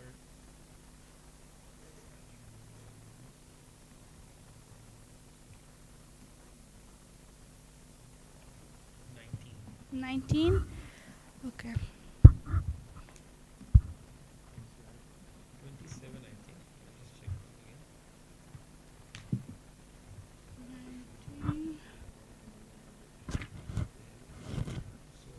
So the matter starts from ayah number I think 17 or 16?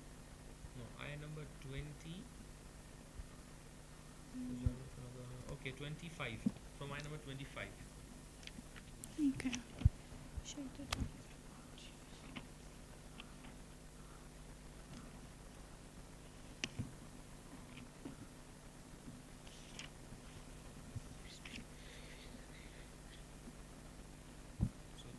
says, Mhm. 20.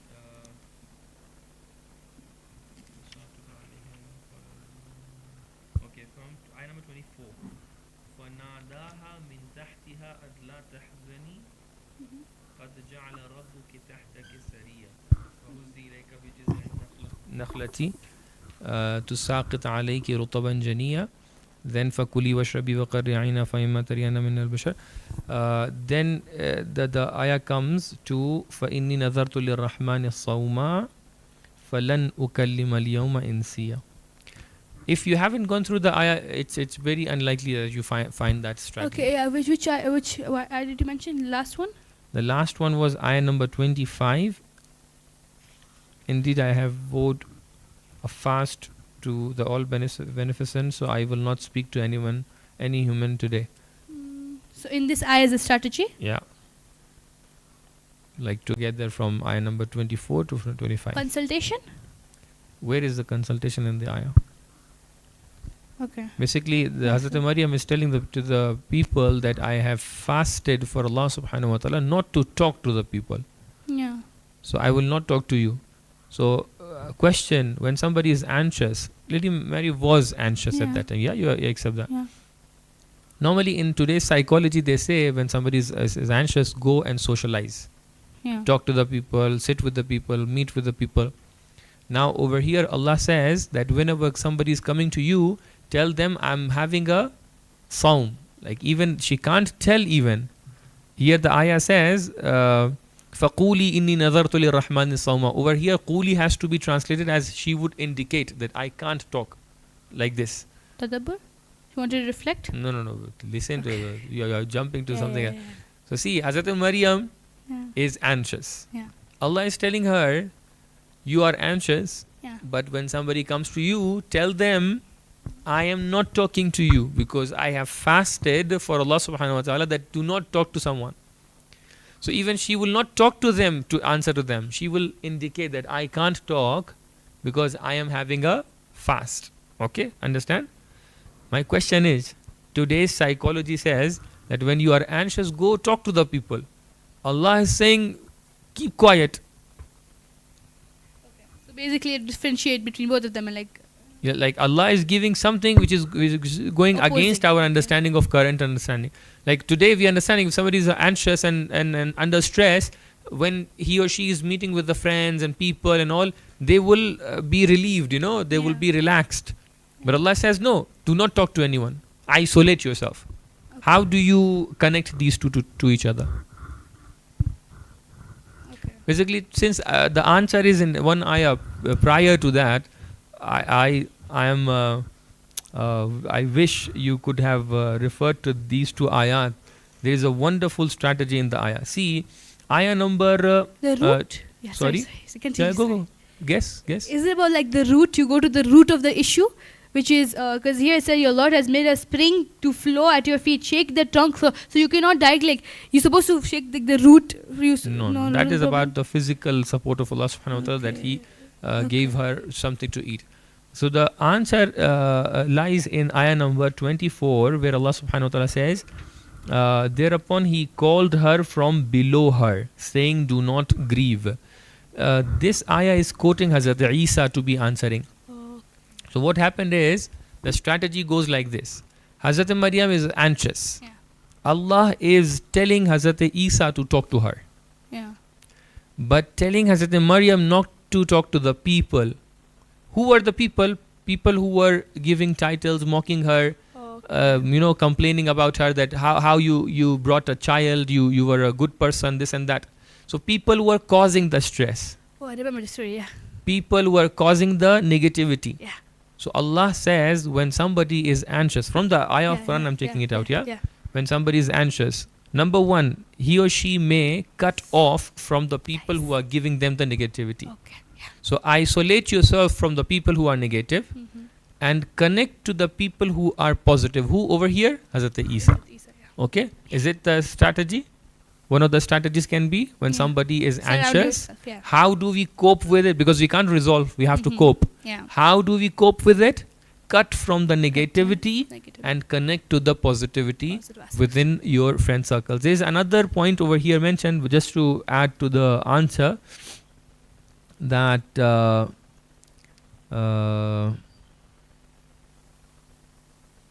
okay, فأشارت إليه, ayah number 29, فأشارت إليه, thereat she pointed to him. They said, how can we speak to one who is yet a baby in the cradle? He said, indeed, I am the servant of Allah subhanahu wa ta'ala. Here is when Hazrat Isa is starting to defend his mother. Hazrat Isa is defending her mother, Hazrat Maryam. Yeah? When somebody is anxious, specifically when the reason of the anxiety is coming based on a unrealistic understanding of some people. Yeah? In such cases, one of the solutions can be that you refer to the people, nearest people who can defend from you, instead of you defending yourself. Okay, Maulana.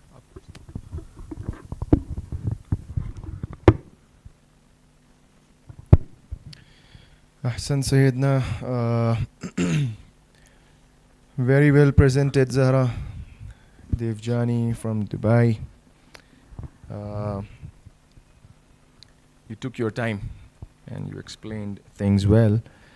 Let me come to your, first of all, the presentation part. You mentioned, except Allah, nothing is perfect. You remember saying that, your statement? You want to change it, or I want to change it. what do you want to say? The creations of Allah are perfect. The creation of Allah is perfect. I'm perfect. The physical form of you, yes, is perfect. Like the way Allah created you, like including the bad aspects and the good aspects, is perfect for you. So everything is perfect. Okay. So everything is perfect. Therefore, I can take anybody as my role model, and I can practice there. I can make them hujjah. I'm taking in a perspective as like Allah's creations. I'm not telling like I'm not taking Okay. like a bad man, let's say XYZ man. I'm not taking him as my role model. I'm not taking it that way. I'm taking it like In the sense, perspective that- Ahsanul Khaliqeen, he has Yeah. created things Yeah. in the best yes. form. Yeah, that's what. But when we talk about perfection, because you said Allah is the, is the only, what did you say? Except Allah, nothing is perfect. And you were quoting about ayats, and then you wanted to quote about the prophets. So I got this understanding that, except Allah, if nothing is perfect, then prophets are not perfect, and we shouldn't, take them as. So we understand that Allah is perfect, and those hujaj al-ilahiyya and those proofs of Allah subhanahu wa ta'ala, ma'asumin alayhi salatu wasalam, anbiya, they are also perfect, otherwise we wouldn't take them as our role models. We are also perfect in a sense that creativity is okay, but our actions are not hujjat upon anyone. There were some of, your recitation was good, but that was I will, you quoted a hadith from Amir al-Mu'minin sallallahu alaihi wasallam where there was a word rajul, and you said rajul.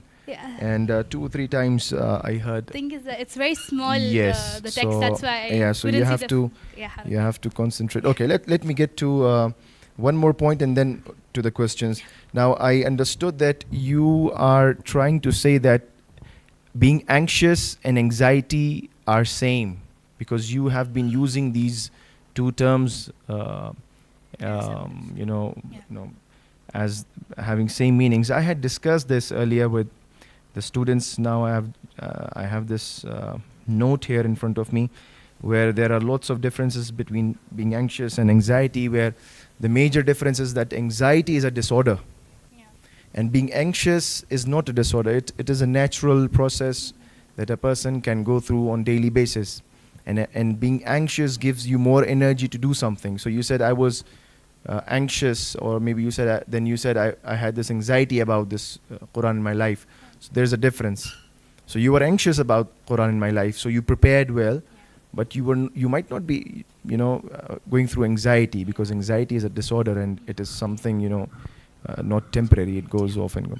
So you have to be careful when you say prophets are going through anxiety, because they are perfect beings.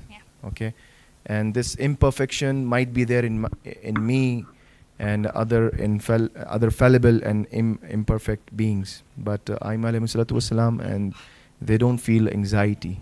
Okay, so we have to be careful when we talk about. Now coming to these questions, you said dhikr, dhikr, dhikr, and you forced upon dhikr. So how many types of dhikr do we have? Is there a hadith or an ayah? I'm not aware of it. If there is. It is not a specific, explicitly, an ayah mentioning about that there are 3 or 4 types of or 2 types of dhikr. But yes, of course, we find this idea from Quran. So it's not it's not divided into. Is it The divided? understanding is that it is categorized. It is well categorized. The dhikr that you were talking about was a dhikr lisani, from the tongue. Do you remember by words? Because you were saying subhanallah and alhamdulillah, and you were mentioning. So I understood that you want to say that it is dhikr lisani, Yeah. zabani, Verbal, lisani, yeah. by your tongue. And there are 2 more types of dhikr. Is it from the heart? One which comes. Okay. I'm taking a guess. I'm not sure. Okay, So dhikr one comes which qalbi. comes. Huh? qalbi. Yeah, qalbi, which Okay. comes from the heart. It is like even if you're not like physically saying it, it's just you are. It's with you the entire time. Hmm. Then And there's a dhikr, I will let you know. There's dhikr amali. Okay. the actions. Yeah. Your actions. So you show in your actions that you remember Allah subhanahu wa ta'ala. Now coming to our point, our topic and the question, that when I'm facing anxiety and I'm facing school related pressure, what type of dhikr is the perfect dhikr? What is going to help me?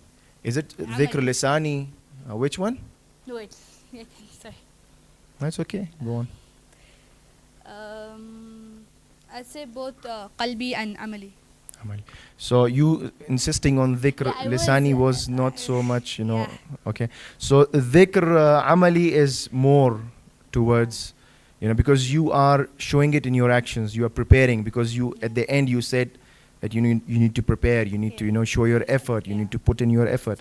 So therefore, just simply sitting and doing dhikr is not important, but dhikr amali, and which shows you, so you can, these things that you are saying are not something that you forget after this event. It's something that you keep on reflecting upon. So we are filling in. The judges, our duty is to fill in and give you a better understanding. Now, just a following question to this one. You said about dhikr. So what does this, and you mentioned the ayah, ala bi dhikrillahi tatma'innul qulub. So this itminan and this tranquility, this tuma'nina in the nafs that a person feels and enjoys. What does this tuma'nina mean in real life for a student facing anxiety? Okay, so What importance? tatma'inna meaning peace and tranquility and contentment, yeah? Okay. So if I talk about it from my perspective, I'd say it is something that it is like your backbone. Whenever you feel low, yeah, you know that there is Allah. Like it is just there at the back of your mind. Like there is Allah who is going to you leave things on Him after you do your effort. Of course. So there's a difference between tawakkul and dhikr. Yeah. Because you're saying you leave things, you rely, the reliance. Yeah, that's tawakkul. So you're talking about tawakkul, not dhikr. Okay. You want to change, Can the you solution? give me your question again? Sorry. You said one should leave things on Allah. Yeah. That translates to tawakkul. Tawakkul, yeah. So it's not dhikr, it's tawakkul. Yeah. So it's not dhikr anymore? Sorry, 1 second. No, what was your question? My to me? question was that considering this ayah, Tatma'inna. tuma'anina, this tranquility, what does it mean for a student in his real life facing anxiety? So,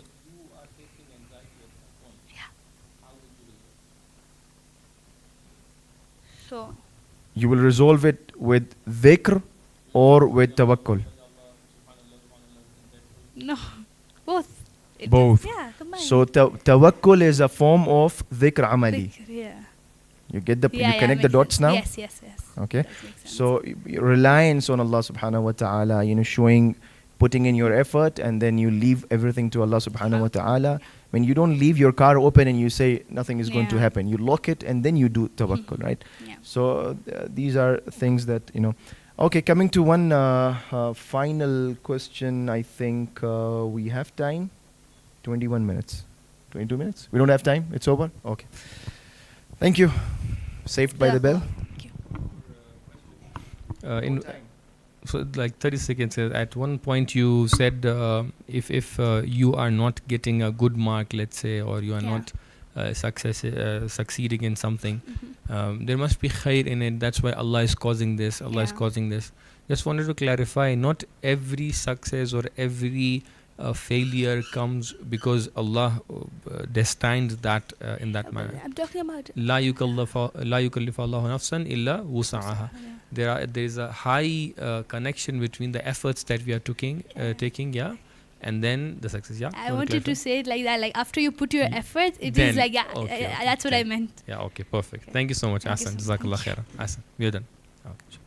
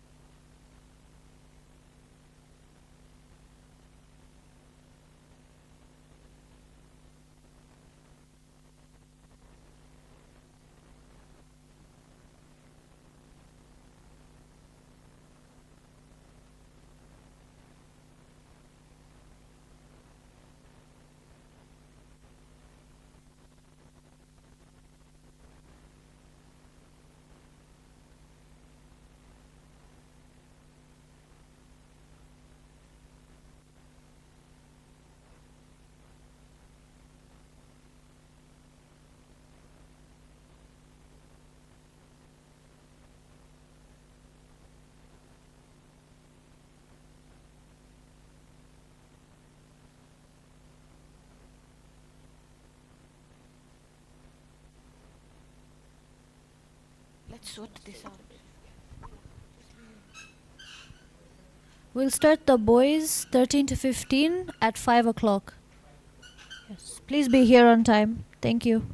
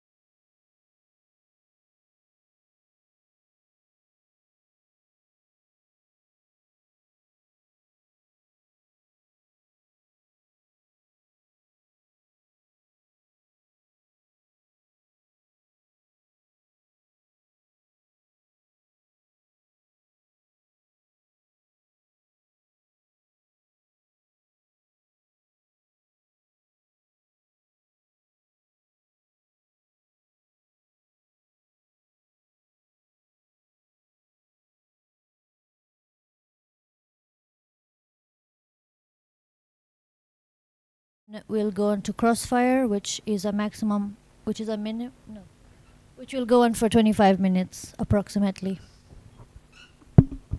So we can start with the first participant. Can I please have BA02 QIML? BA02 QIML.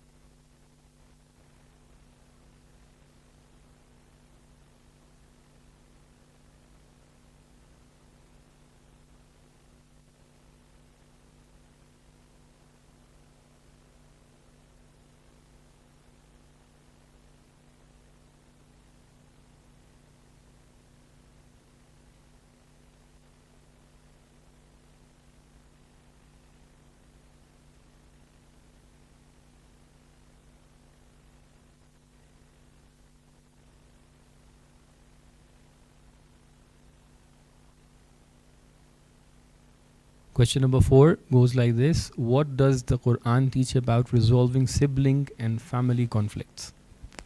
You are age category 13 to 15, yes? Is that the question that you know? That? Okay, awesome.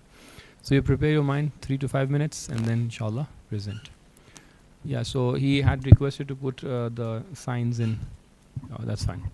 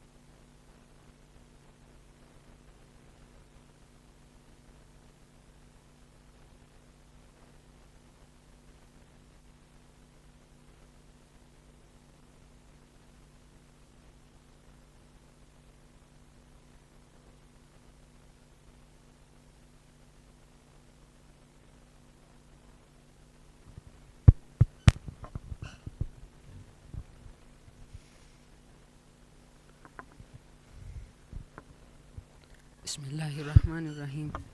My question is, what does the Quran teach us about resolving sibling and family conflicts? To begin with, let's understand what resolving a conflict means. To resolve a conflict is to find a solution to a disagreement or to a misunderstanding between individuals. According to a survey by PubMed, 57.7% of individuals who have had divorces cited too much conflict and arguing as a major reason for the end of their marriage, making this one of the most commonly reported contributors to divorce. In the Holy Quran, in Surah number 49, verse number 9, Allah mentions, "If two groups of the faithful fight one another, then make peace between them." This verse teaches us that we should try our level best to settle any arguments between people. Family and sibling conflicts often arise from everyday issues, and the Quran provides timeless wisdom to help us prevent and heal these conflicts. Let us see some of the most common causes and their solutions under the light of the Quran and some of the Hadith. So, the first one is miscommunication or the spread of rumors. Based on a 2023 Global Family Dynamics study, 47% of family conflicts begin with a simple miscommunication. This can be a word taken out of context, a rumor spread between people, or even an assumption made without clarity. All of this can spark anger and disputes within the family. In the Holy Quran, in Surah number 49, verse number 6, it mentions, "O you who have faith, if a person should bring you some news, verify it, lest you should visit harm on some people out of ignorance, then become regretful of what you have done." This verse tells us that we need to pause, ask, and clarify before we react to anything. The second cause of conflicts can be selfish desires, ego, and personal interests. This is when a family member only thinks of themselves. Maybe they want to win every argument, or they want a bigger share of something. In the Holy Quran, it mentions that in Surah number 3, verse 92, it mentions, "You will never attain piety until you spend out of what you hold dear. And whatever you may spend of anything, indeed, Allah knows it." So this verse tells us that generosity is a solution to this problem. We need to learn to give to others what we want for ourselves, because jealousy and greed destroy the love and the sweetness of family bonds. A good example where jealousy took over brotherhood is the story of Habil and Qabil. In the Holy Quran, in Surah number 5, verse 27, it mentions, "Relate to them truly the account of Adam's two sons, when the two of them offered an offering, and it was accepted from one of them and rejected from the other. One of them said, 'Surely I will kill you.' The other one said, 'Allah accepts only from the God-wary.'" In verse number 30, it mentions, "So his soul prompted him to kill his brother, and he killed him, thus becoming one of the losers." This story shows us how destructive the power of jealousy is. Another cause of conflicts within family can be competition. Competition is something that is natural, but if it is for worldly things, for example, wealth, inheritance, or position, then it is the breeding site for conflict. So, because competition is natural, one may ask, what do we compete in? The Quran gives us the solution. In Surah number 5, verse number 48, it mentions, "So compete with one another in good deeds." So this shows us that we need to race for good deeds for the pleasure of Allah. This kind of competition does not cause conflict, rather it is a solution for conflicts. Number 4, differences. Families are made of people with different personalities, different interests, and different ways of thinking. Normally, these differences are treated as ways and as reasons for conflict because we do not accept each other's uniqueness. In the Holy Quran, in Surah number 49, verse number 13, Allah mentions, O people, indeed we have created you from a male and a female and made you into nations and tribes so that you may understand one another. From this verse, we learn that differences are part of Allah's plan and it didn't happen by mistake or by chance. And as this verse mentions, we need to use these differences as a means of understanding one another, not as a way of starting a conflict. The 5th cause of conflict is anger. Anger is often the spark that turns small misunderstandings and small miscommunications into large conflicts. A harsh word or a reaction can break a relation that took years to build. Imam Ali alayhi salam has said, beware of anger, for it begins with madness and ends with regret. We learn that anger clouds the mind, making a person act without wisdom or control, as if he has been overcome by madness. When we are angry, we end up doing actions or we end up saying words that can cause harm and they cannot be undone. And then once we calm down, we end up regretting what we did, because that's when we then realize the harm we have caused, not only to ourselves, but to others as well. Imam Jafar as-Sadiq has mentioned in Al-Kafi, if 2 believers abandon each other for more than 3 days, and one of them dies, then he will die while Allah is displeased with him. So now let us look at what we can do when we are in a conflict so that we can avoid displeasing Allah. In the Holy Quran, in Surah number 3, verse 135, Allah mentions, those who benevolently spend in good and bad days, restrain their anger, and pardon the people. Allah loves the good doers. So this verse mentions 3 very important solutions to conflicts. The first one is generosity, benevolently spending. This is the quality of giving goodness to others, be it in wealth, time, or even kindness. In families, as we discussed, selfishness and ego is the cause of conflict, can be a cause of conflict. Generosity breaks ego. By giving to others what we love the most, even to those who may have hurt us, we end up softening hearts and replacing envy with kindness and love. The second solution mentioned is restraining anger. To swallow your anger means to hold back the urge to lash out, keeping our emotions under control, and choosing patience and forgiveness instead of letting anger explode. Islam praises this quality as a quality of strength, as a sign of strength, because it shows our control over the nafs rather than letting it control us. The third solution is forgiveness, which is pardoning others. Even after generosity and restraining our anger, some mistakes might happen. For example, someone might say something hurtful, or someone might make a wrong decision. But we need to have a kind heart and forgive them. If forgiveness is missing, wounds will remain open.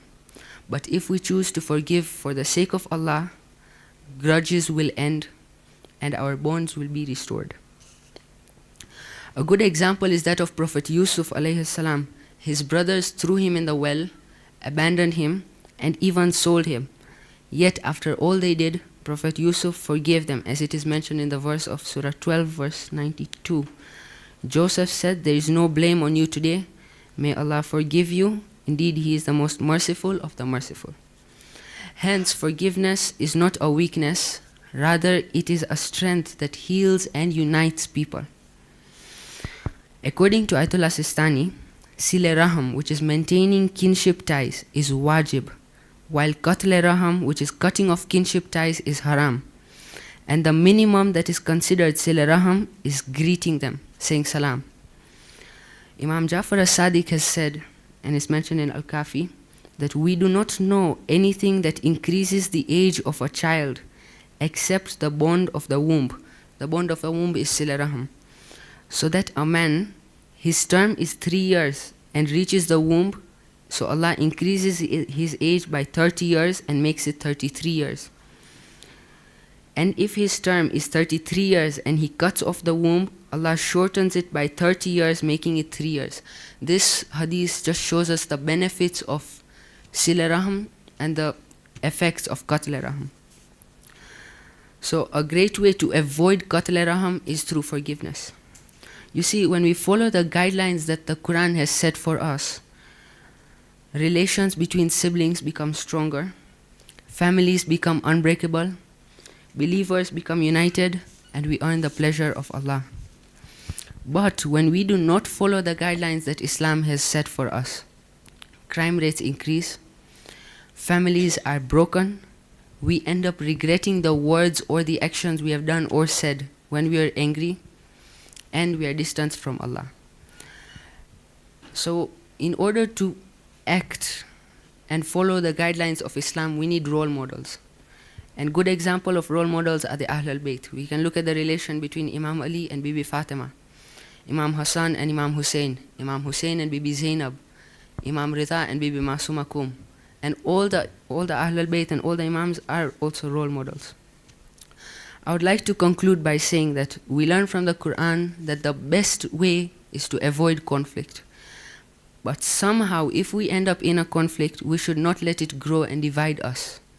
Rather, we should solve it as soon as possible. Because the longer the wound is left open, the more the chance the wound will get contaminated.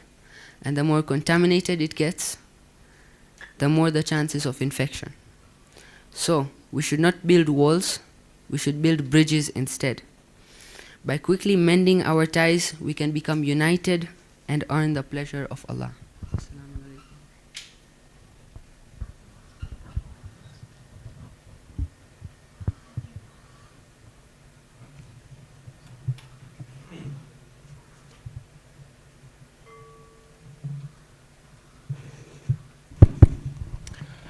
Thank you, Abbas Ali Shabir from Dar es Salaam. It was a good presentation on resolving sibling and family conflicts. One thing that I remember mentioning in the class also, did you participate in the classes? Okay. So I remember bringing up this point that when you say family conflicts, you have to talk about those relations that are your concern, your first concern, siblings and parents. You do not concern right now. You're not concerned with the neighbors or husband-wife issues, or because that is not the age category you would be concerned with, right? So mentioning about 57.7% divorce cases and all doesn't count. So just as a heads up. You mentioned a lot of points, which was nice of you to mention, and each of the points, they were mentioned properly with their relative, relevant ayats. You also mentioned about selfish desires as one of the causes of these sibling conflicts and family conflicts. You did not mention anything about parents or about the conflicts of children with mothers and fathers. You missed that out, or you did not want to comment on that. Do you have anything to add to that? If you have written something regarding parents' conflict and you did not mention because of lack of time, you can mention now. I have not written anything, but yeah. Don't you think that it is an important issue to be raised? How important is it? Is it more important than the siblings conflict, or which? Important. If it is more important, why didn't you mention it? It didn't strike me. Okay. How is it more important? If you say it's more important, than how? Because in the Quran, there's so many instances where Allah has mentioned where obedience to parents and respect to parents has to be like it emphasizes the respect to parents. What is the ayah where it mentions? For example, in Surah Luqman, it mentions respect to parents, to the mother, more specifically. What is that Surah ayah? Luqman, can I check? Surah Luqman, I think verse 14, if I'm not mistaken. Also in Surah Isra, Surah Bani Israel. What is the ayah? It says, okay, 30.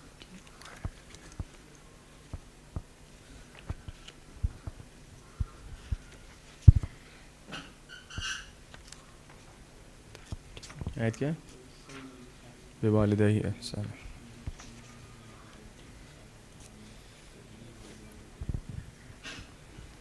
So it talks about says- thanking parents. Okay, go through the ayah. It says, we have enjoined man concerning his parents. This is verse 14.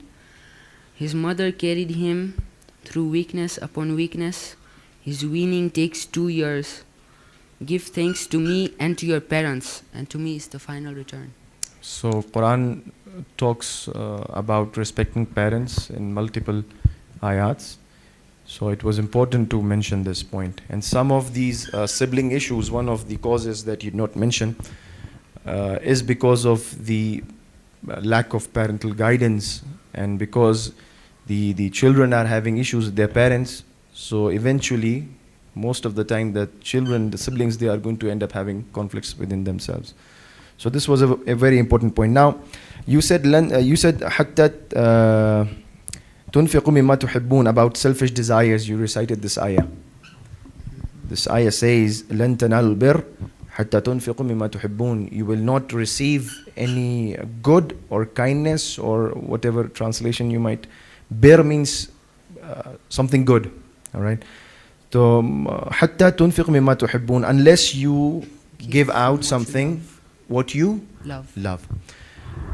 You said that this is going to solve the sibling conflicts, whereas Quran says لن تنالوا البر حتى, you will not receive any good except when you do this. It's not talking about sibling conflicts, it's talking about bir. How can you relate? So I picked this verse specifically because my point was selfishness and ego. And selfishness is the quality of not sharing. And generosity is the opposite. So if selfishness causes conflict, then the opposite will resolve conflict. So generosity from what you love, that's the reason I picked this verse. So you want to generalize this ayah into resolving sibling conflicts also. So you are trying to say basically with money we can buy good relations, with money we can buy happiness. Can you buy happiness and love with money? No. Then why are you telling me to spend in the path of Allah? I'm spending in the path of Allah. I'm giving out sadaqat. I'm doing infaq, by spending something, cash or kind.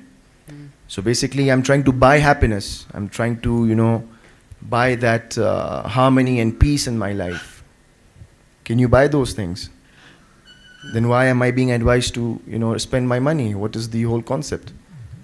If I'm you get my point. If I'm spending out money, if I'm giving sadaqat, if I'm doing infaq, I'm helping out people, helping out orphans, the poor, the needy, I'm spending something, right? So spending something to gain happiness, to gain love, to gain respect. We all know you cannot buy love, you cannot buy respect, can you? Well, If you cannot buy these things, then why we spend all these things? Why showing this generosity? for example, let's take a wild example. My brother wants something that he cannot get, and I can get it for him. So I use my money, and I can get it for him, and I give it to him, and I will our relation, our bond will become stronger. So this concept which is prevalent in our society is that you cannot buy love, you cannot buy respect is wrong. You can say. I don't want to say that. I'm asking you, what is your opinion? There is also an ayah about, which says, I'm not getting that specific word, which talks about وَابْنَ السَّبِيلِ, which talks about مُؤَلَّفَتْ قُلُوبُهُم. You remember that ayah? That you can spend in the path of Allah to gain respect and to gain this love. So this phrase, which is dominant and which is usually said, that you cannot buy love, you cannot buy respect. Quran somehow says that spending can bring peace, So the thought bring is love, bring hearts together. So I wanted you to counter that in this way, that Quran neglects and does not accept this, that you cannot buy. Sometimes you can by spending money. All right, let me go to this point, that when you say that anger is one of the reasons why many of these conflicts arise. What is the specific term of you said in English swallowing anger, right? What is that ayah talking about, swallowing anger? I didn't understand. You said one of the solutions, Mhm. one of the problems is anger. Solution is to swallow your anger, right? What is that ayah? From where did you get this phrase? It's there in the Quran. It's What is that Arabic term? in Surah number 3. It is very important for every participant to remember at least those keywords in Arabic, so that you can point out immediately.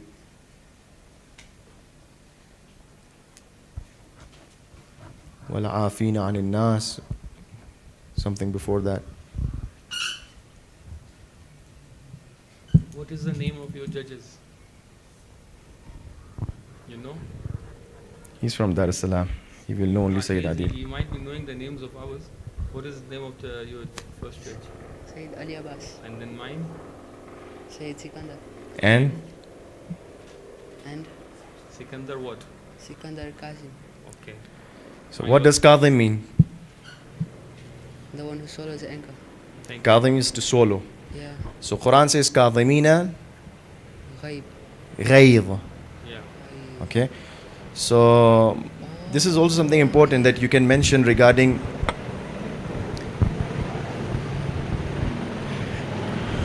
let it fly. They are coming to pick you up. They are coming to pick you up from here.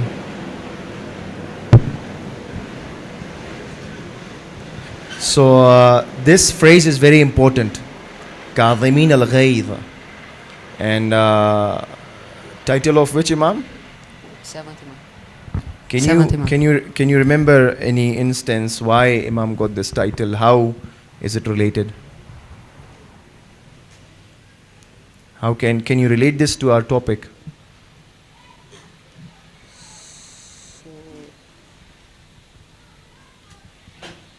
So is anger a negative thing? Yeah, It's negative. And Imam is known as Kadhim al-Ghayz. So did Imam have any negativity in him? He's named, he's entitled to have this title Kadhim al-Ghayz because he's very angry and he's swallowing his anger. he didn't have negativity. So being angry is not negative. Being angry is negative. It's absolutely negative. No, it depends. It depends. How it depends? I'll use Sayyid's example. Like when you're facing a wild animal. Oh, so you heard. Oh, he you were was- there at the chai. Go on. So Clever when you're of facing you. a wild animal and he's like, your life is in danger. Hmm. Using anger at that moment, using anger at that in this situation is a positive because you're saving your life. But on another human being who can be forgiven, it's negative. Ahsan. Shall I? Okay, so first of all, tell me about your background. How do you remember the numbers of the ayat? Like, whenever we are asking a question, you are saying that, okay, it's Surah Al-Luqman, ayah number 14. How do you remember that? Have you gone through a course or something? Have you been? No. What is your efforts with regards to Quran? Like before this QIML, what was your normal practice about Quran? So in madrasa they used to teach us the translation of a few of the verses. And then you randomly just memorized. So in class 8 we had done Surah Luqman. Mm-hmm. In class 9 we had done Surah Hujurat. So both of the surahs came to help in to Okay, use so it. you like when you did the Surah Luqman in madrasa, you remembered majority of the ayat? No. Was Like it a I tafsir know- class? No, so it's Quran akhlaq. Quran and akhlaq. Okay. Now tell me this topic of conflict between siblings and family. What is the Arabic term representing the matter of conflict? What is the Arabic equivalent for conflict in Quran?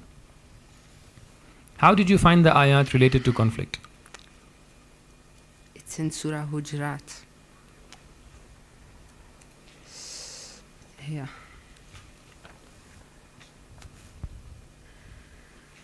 Fight one another. Okay, what is the term? Arabic one? Here it says to like fight one another, which is not conflict. The Arabic Okay, term fight here- one another. What is the term Arabic in Arabic?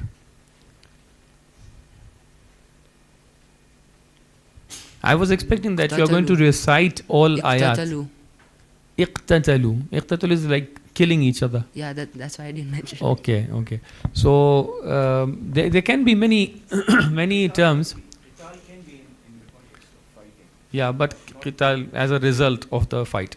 But before that, why didn't you recite any of the ayat in Arabic? Because when I timed it at home, it was over 15 minutes. You did for 13 minutes, yeah? I went So a bit easily could faster. cover. Yeah, easily could cover. You knew that we are having an additional point for recitation of Arabic version of the ayah? No. You didn't go through the FAQs? No. In any case. So if there is a chance whilst you are replying, if you can quote an ayah in Arabic, that is having an additional point as well. So the term that we can find in Quran for the conflicts is tanazu'. Tanazu' or also shiqaq. Since you have joined the two concepts of family conflicts with the sibling conflicts, can you tell me that one ayah that talks about the conflicts as like family conflicts, and what is the strategy that Allah is giving in it? Because the majority of the conflicts that you referred to, except one or two examples out of 8 or 9 examples that you gave, all of them were non-siblings or non-family matters conflicts. So for example, somebody is sacrificing, somebody is swallowing the anger, somebody is doing something else. These are all conflicts which can happen anywhere. In business, it can be like somebody can become angry, and then you are saying, وَالْكَاظِمِينَ الْغَيْظَ. That is accepted as a general guideline of Quran. Yes, conflict can be resolved by swallowing the anger. But what about the specific sibling conflict? You presented 2 examples of siblings, yeah? Sila Rahm. Where exactly in Quran? You presented 2 anecdotes from Quran. Anecdotes which are covering the sibling conflicts. Number 1? Prophet Yusuf, Okay. Number 2? Habil and Qabil. Okay. Have you gone through the ayat themselves? Yeah. Which ayah is denoting the Prophet Habil and Qabil conflict? Surah Ma'idah 9 verse 27, 28, 29, to 30. 31. 31. To 30. So have you gone through the ayah themselves? Yeah. What strategy did you find over there? So in verse 28, Mm-hmm. it mentions that one of the brothers said to the other that if you extend your hand to kill me, Mm-hmm. I will not extend mine to kill you. What does it show?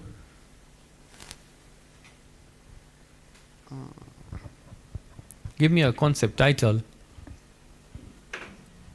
Forgiveness. Forgiveness. Or Does that mean that patience. Habil had forgiven Qabil for whatever discussions or conflict they had? I can't understand the forgiveness from here. He doesn't say ana wa'afik or the term of afi is not there, which is in the meaning of fearing Allah. Because No. in the continuation of the verse it says. Okay, that is another element. But in the beginning of the ayah that you're quoting, لَإِن بَسَطْتَ إِلَيَّ يَدَيَّ لَتَقْتُلَنِي مَا أَنَا بِبَاسِطِ يَدَيَّ إِلَيْكَ. What does it mean? If you are coming to watch me to fight, I will not fight you back. Means? You're not aggressive. Change your words. Oh, so you want to give me, for example, somebody is fighting with someone. You are telling them to be like, what is the solution for your fight? Two siblings are fighting. You want to give them solution. What will be your solution to them? Make peace. Make peace. Okay. Do we have this question repeated for 2 times? You're aware of this question? Okay, then I can't go to the answers now. Maybe in the next person who's going to come, there I will present the answer, inshallah. But there is something very very explicit coming out of this ayah. In any case, the second example was Hazrat Yusuf's, yeah? Tell me 2 concepts that you can find from the practice of Hazrat Yusuf. One you mentioned. Forgiveness. You quoted the ayah as well. Any other lesson, concept as a strategy? Often what happens is when 2 people are fighting with each other, especially when siblings are there, they are becoming unjust. Can you find the element of justice in the practice of Hazrat Yusuf? That even the fight was there, even the brothers did oppression to him, but still he was a just person. Any element from the story of Hazrat Yusuf? Any point that you can see this justice? He was. When he became the king, like Aziz of Misr, what happened next with the brothers? He gave them their share of the wheat. Okay, and so returned their money. is this showing the justice? That even if you are not happy with someone, and even the identity was not disclosed, but still he didn't showcase his anger or He did what he had to do. Okay, thank you. With regards to that, it's perfect. The ayah that I asked you, that there is a very popular ayah in Quran which talks about the conflict with the term of shiqaq. You remember? You didn't mention the verse. I don't need to. I'm asking you to mention the verse. I don't know. Okay. And that ayah, by the way, is presenting a very wonderful strategy of islah.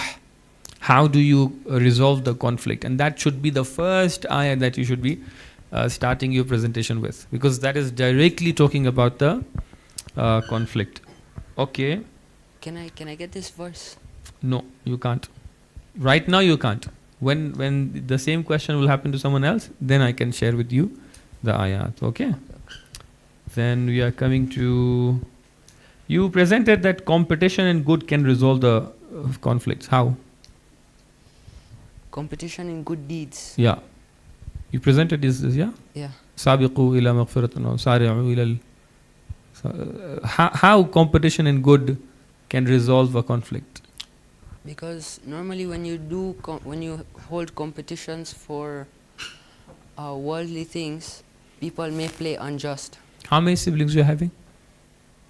2. Ever fought with them? Yeah. Okay. Let's say your sibling is taking part in Quran competition. Quran competition is positive competition or not?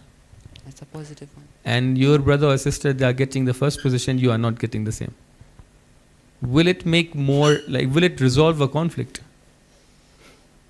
Well, it depends on how you are. So no, so give me the Quranic insight, like what Quran says. Quran says, وَسَارِعُوا إِلَى مَغْفِرَةٍ مِّن رَبِّكُمْ. Okay, compete to reach to maghfirat of your Lord, yeah? Does it say that it will resolve your matter? No. Okay.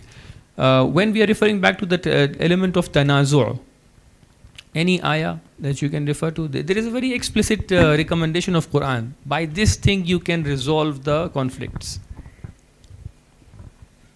That islah was another ayah. I'm quoting ayah number 59 of Surah Nisa. It says, يَا أَيُّهَا الَّذِينَ آمَنُوا أَطِيعُوا اللَّهَ وَأَطِيعُوا الرَّسُولَ وَأُولِي الْأَمْرِ مِنْكُمْ فَإِن تَنَازَعْتُمْ في شيء فردوه إلى الله والرسول إن كنتم تؤمنون بالله واليوم الآخر. Open it please. You said 56. 59 Surah Nisa. Mhm. Yeah. Read the translation. O you who have faith, obey Allah and obey the apostle and those who have vested authority among you. Okay.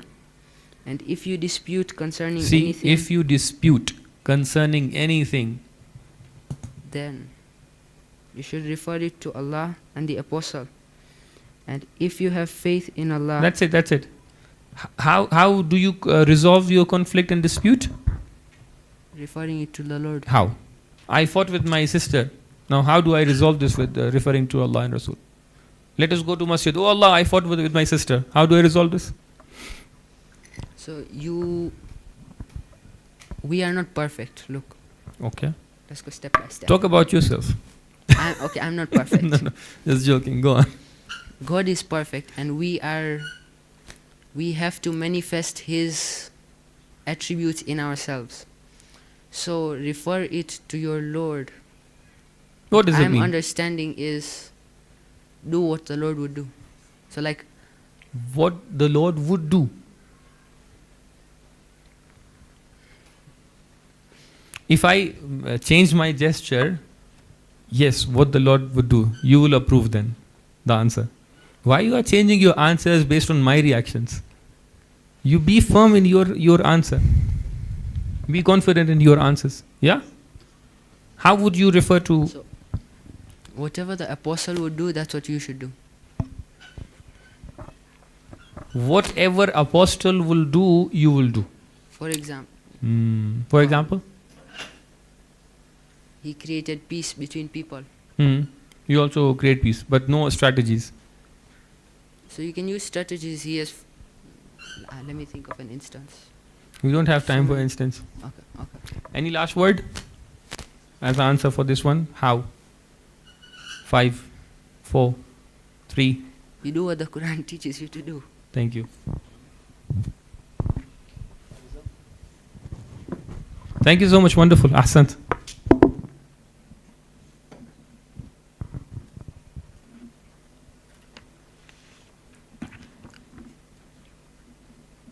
In the meantime, we'll have our final participant for the day before we break for namaz. So can I please have BA05QIML? BA05QIML.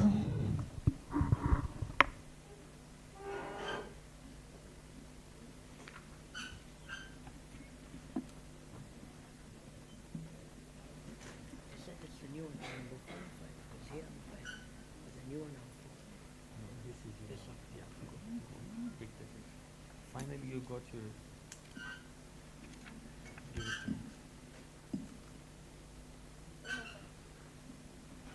Come on, give it to me.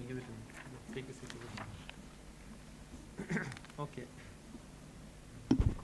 So this is question number 5, which says, how can the Quran help me to cope with anxiety and school-related pressure? So please select your notes, separate the other notes, and you have 3 to 5 minutes to prepare your mind. The address to the notes.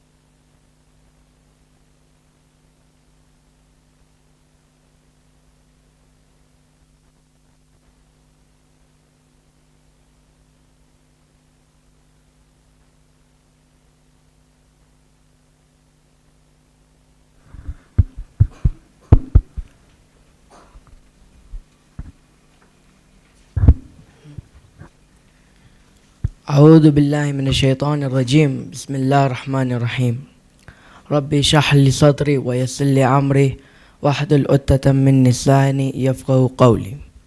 Respected judges, audience, Assalamu alaikum wa rahmatullahi wa barakatuh. How can the Quran help me cope with anxiety and school-related pressure? This topic explores how the Quran guides a teenager who feels overwhelmed by exams, deadlines, homework, and expectations, competition, or fear of failure. School pressure is something almost every student experiences. Sometimes the work feels too much, and sometimes I overthink my future or compare myself with others. Anxiety makes the mind heavy and heart tired. The Quran teaches peace, patience, trust in Allah, and emotional balance. It gives me practical ways to calm my mind, organize and face challenges without breaking down. The main concept is understanding how Quranic teachings bring inner peace and strength when school stress becomes too much. Teenagers often face anxiety and pressure in different ways.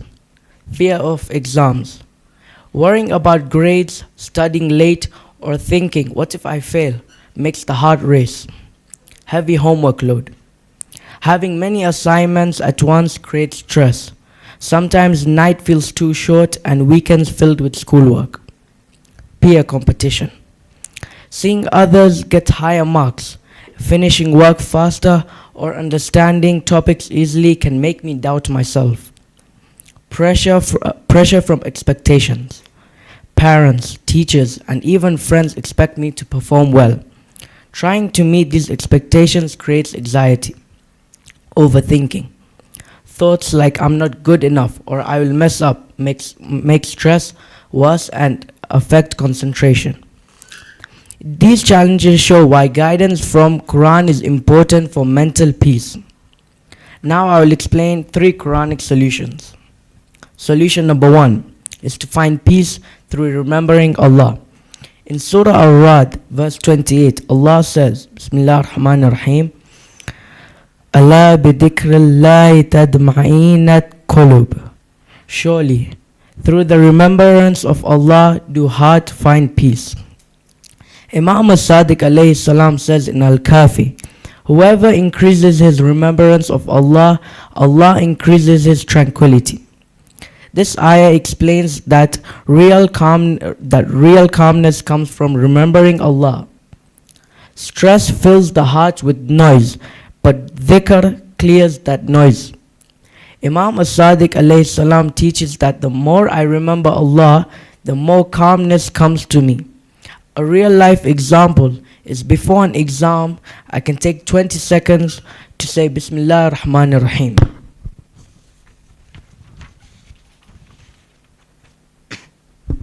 While studying, I can recite Subhanallah or Ya Rahman to calm my breathing. After school, reciting even 2 lines of Quran reduces the pressure building inside. Solution number 2 is to rely on Allah and trust His plan.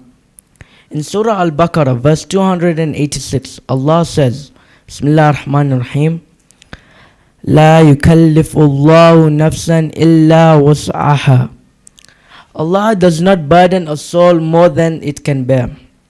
Imam Ali alayhi salam says in Nahj al-Balagha, do not be anxious about what is to come, for Allah is with those who fear Him. This ayah tells me that Allah would never give me a challenge I cannot handle. Exams, projects, and different subjects may feel heavy, but Allah knows what I'm capable of. Imam Ali alayhi salam reminds me not to stress about the future. Allah is with me. A real life example is if I've studied and did my best, I leave the rest to Allah. If I get a lower grade, I trust Allah's wisdom and try again. When I feel pressure, I can make dua and ask for strength. One of the du'as you can say is Rabbi yasir wala tu'assir. Oh Allah, make it easy and not hard. Solution number 3 is to be patient, Stay consistent and balance your effort. In Surah Ash-Shahr, verse 6, Allah says, Bismillah ar-Rahman ar-Rahim, فَإِنَّ مَعَ الْأُسْرِ يُسْرًا فَإِذَا فَرَغْتَ فَانْصَبْ. Surely with hardship comes ease. So when you finish your duties, turn to worship. Prophet Muhammad says in Bihar al-Anwar, seek help through patience and prayer. Allah promises difficulty has ease attached to it. Hard work at school does not last forever. Breaks will come. Success will come. The Prophet teaches that prayer and patience are tools against stress. A real life example is after finishing homework, I can pray 2 rak'ah to reset my mind. When studying gets hard, I take short breaks instead of pushing myself into more anxiety. I try to stay patient with myself. Learning takes time. Sabr helps me move forward slowly and steadily without burning out. The Quran gives a complete and powerful plan for coping with anxiety and school pressure. Sakina. Find calmness by remembering Allah. Even a few seconds of dhikr can slow down the mind and bring peace. Tawakkul. Trust Allah with the result. Do your best and leave the rest to Him. This removes fear and overthinking. Sabr. Be patient and organize your effort. Study with balance. Work hard, but also rest and worship. For a teenager, these teachings turn stressful days into opportunities for growth. They help me stay strong, confident, and connected to Allah in moments when school feels overwhelming. With these Quranic principles, I can face challenges with a calmer heart and clear mind. Wassalamu alaikum wa rahmatullahi wa barakatuh.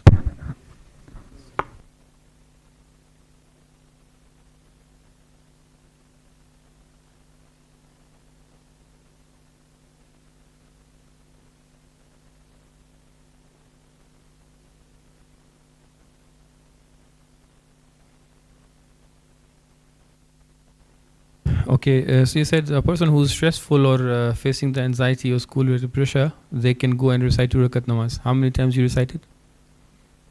How many times you felt school-related pressure in your life? Have you felt any time like stress or pressure? Yeah. Ever recited 2 rakat namaz? Yeah. Once. Once, okay. So it's like only once you seriously got into the stress. Right now you are stressful. Yes? Have you recited 2 rakah? What about Ya Rahman? Haven't said. I just said dua. Rabbi Shrah li. Okay, you said Bismillah 20 seconds. 20 seconds is too long for Bismillah, but it's okay. Then you didn't say Ya Rahman, Ya Rahim. You said these are the ways to resolve the anxiety. Yeah. Yeah, okay. Now you can repeat under your tongue, Ya Rahman, Ya Rahim. So I'm asking the question so it becomes easy for you. What is the term of Arabic term equivalent of anxiety and stress?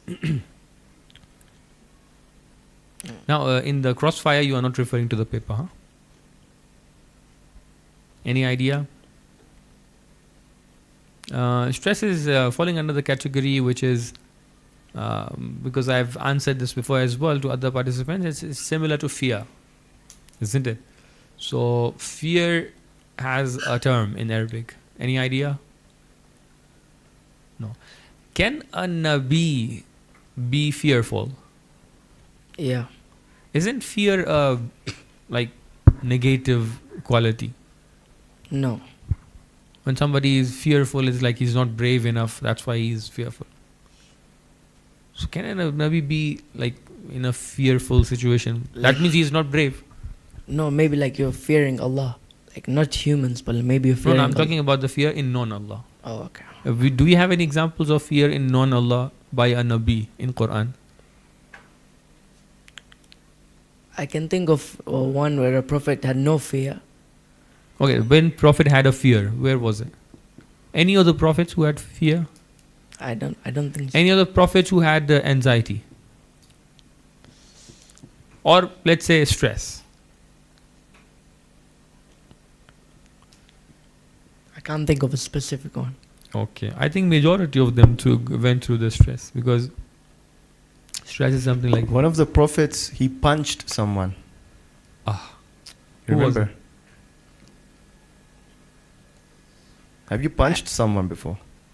he's someone who even at one time got angry and threw the books as well. And even he took his brother's, Pulled him by hair. hair. Yeah. وَأَخَذَ بِرَأْسِ أَخِيهِ. No idea?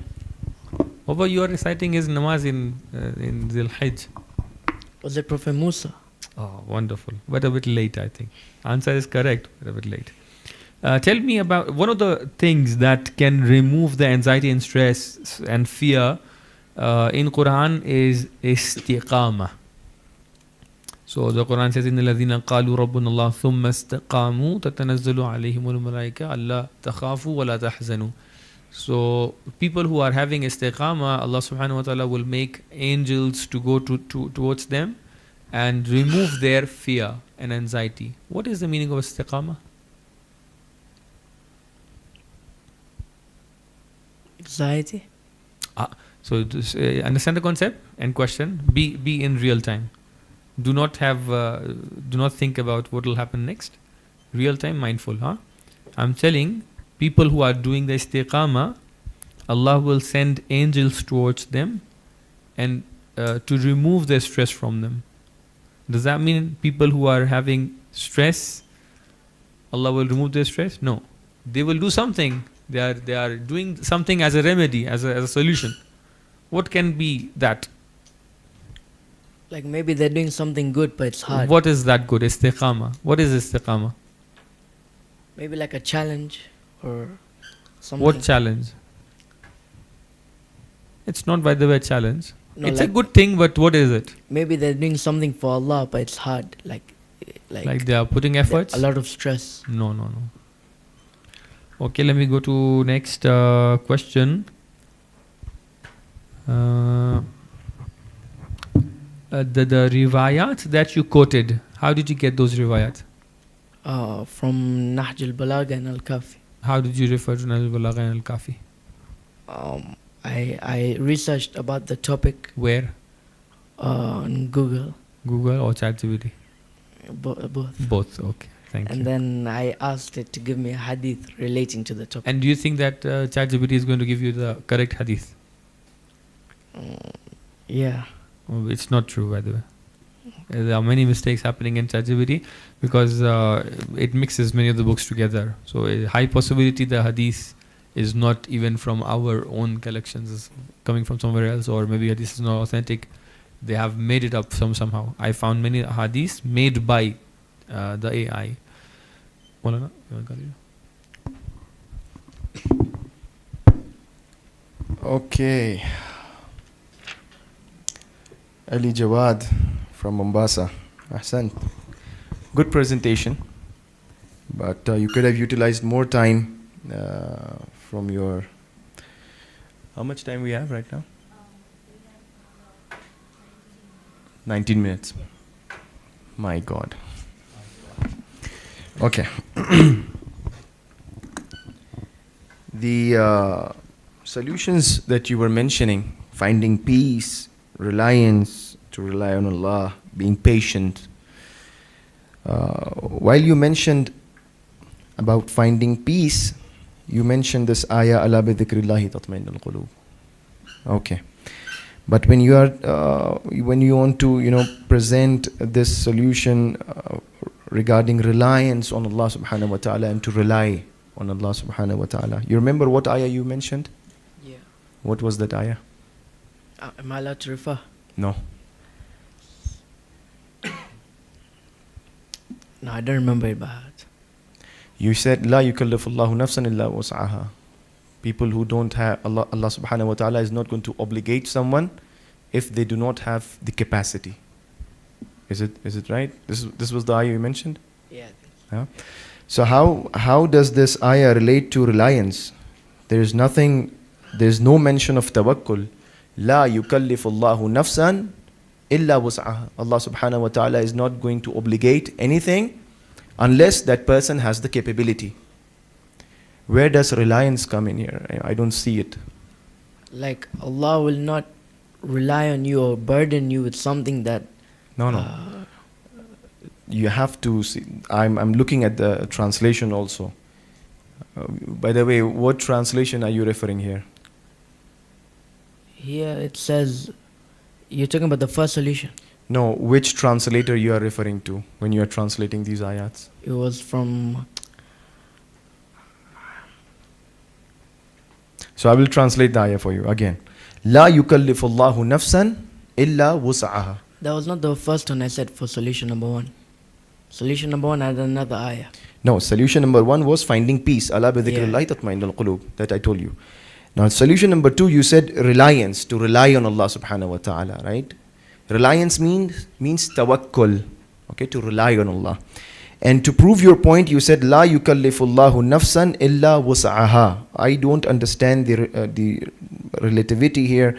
I mean, there is no relevance. La yukallifullahu nafsan. And then you said, Imam Ali alayhi salatu wasalam said, don't be anxious. Allah subhanahu wa ta'ala is all forgiving, is all knowing. The ayah that you presented and the riwayah that you presented does not give any understanding of tawakkul or reliance. I mean, enlighten me more on this if I'm missing something here from this equation. By the way, this ayah can be related. It is related, but it is not related to the solution that you are. Do you have any other ayah in your mind for tawakkul? Like you are saying, reliance on Allah can resolve the anxiety. So tell us one ayah from Quran where the reliance on Allah is mentioned. So tawakkul is a solution, but you did not give me an ayah. La yukallafullahu nafsan illa wus'aha. Capability, being capable is a solution, but you did not mention that solution against this ayah. You know what I'm saying? Yeah. So do you have any ayah that supports the idea of, reliance, tawakkul? I think can I? No. So there was one in Surah Rad. Okay, what was that? I quoted in the first solution. It says remembrance of Allah. The first solution. So a remembrance will be the dhikr, not tawakkul. There was one from Surah Talaq you could have mentioned. And you were listening to all those participants before you. Many of them, they mentioned this ayah. Have you referred to the notes that we provided for this question? Anxiety one. Yeah, I think you must have referred, yeah. Yeah. And we had presented this thing over there. So can you justify your stance, like as a solution when you say Allah will not burden you more than your capacity? Just relate it to your topic. How do you relate this ayah to your topic?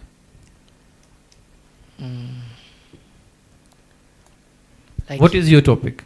how do you cope with anxiety and scoring? Okay, how do you resolve the anxiety? Like with this ayah. Oh yeah, with this ayah.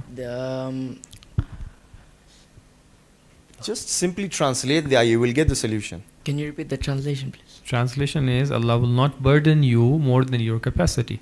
So Allah will not give you.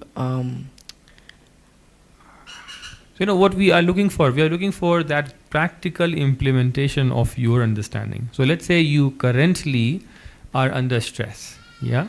Now you want to understand how do I resolve this from Quran, and this ayah comes in at La yukallifullahu nafsan illa wus'aha.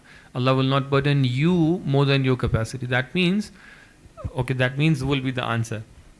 Like if you are facing this and this ayah is a solution for sure, how would you connect this ayah to your situation right now that you are under stress, for example? Like For example, I cannot fly. Can I fly? Do I have feathers? I don't have wings, right? Will Allah tell me to fly will He punish me in the hereafter? Why didn't you fly? You should have flown. I mean, you should have, touched the skies. Will He punish me? So, for Why? example, if I'm getting anxiety or stress of something, that means am I not capable of that, or am I capable of that? you're capable of that. Yeah. But then the stress is giving you anxiety which you cannot like. Why the stress? Why is this stress coming? Why do you have stress right now? Because you want to do good, you want to get. No. So there is a element. So there can be a stress of like what will happen next, etc. This and FOMO, all these things. But majority of the stress are coming when we are not acting on time, in time. Okay, it's not about incapability. I know for sure I can present better, but since I'm not prepared enough, that's why I'm having stress. If by any chance if I get more than 100% preparation, I would never be having the stress.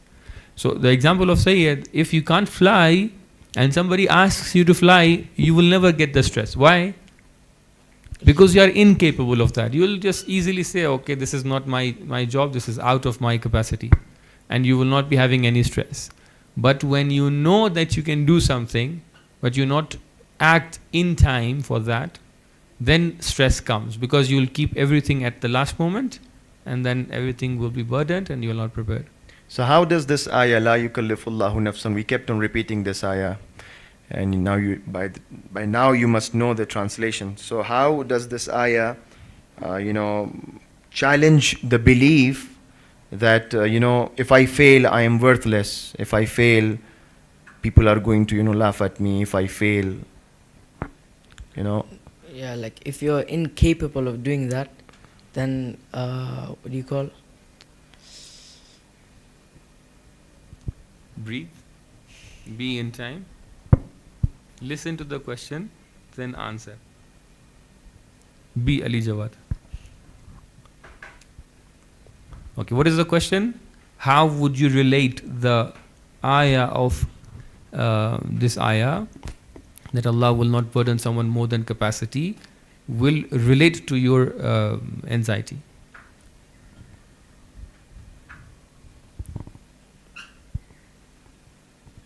No clue. No clue? Okay. Next question for me. Okay, let me give you something very difficult. Ya Allah.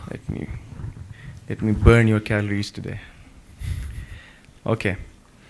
There was this ayah that I was referring to, Surah Talaq. Many of the participants, your peers, they recited this ayah. وَمَنْ يَتَّقِ اللَّهَ يَجْعَلْ لَهُ مَخْرَجًا وَيَرْزُقْهُ مِنْ حَيْثُ لَا يَحْتَسِبُ وَمَنْ يَتَوَكَّلْ عَلَى اللَّهِ فَهُوَ حَسْبُهُ إِنَّ اللَّهَ بَالِغُ أَمْرِهِ قَدْ جَعَلَ اللَّهُ لِكُلِّ شَيْءٍ قَدْرًا. Translation for the first phrase is وَمَنْ يَتَّقِ اللَّهَ يَجْعَلْ لَهُ مَخْرَجًا. One who is pious, fears Allah subhanahu wa ta'ala, Allah is going to provide him a way out. Okay? وَمَنْ يَتَوَكَّلْ عَلَى اللَّهِ فَهُوَ حَسْبُهُ. One who relies on Allah, Allah is sufficient for him. Okay? Very easy, right? No hard terms, no difficult terms. You fear Allah subhanahu wa ta'ala, He is going to provide a way out. If you rely on Allah subhanahu wa ta'ala, He is sufficient for you. Tell me, how can this ayah relate to this anxiety, school pressure, coping up with this problem? Final question, nothing after this. So when you have stress or anxiety, when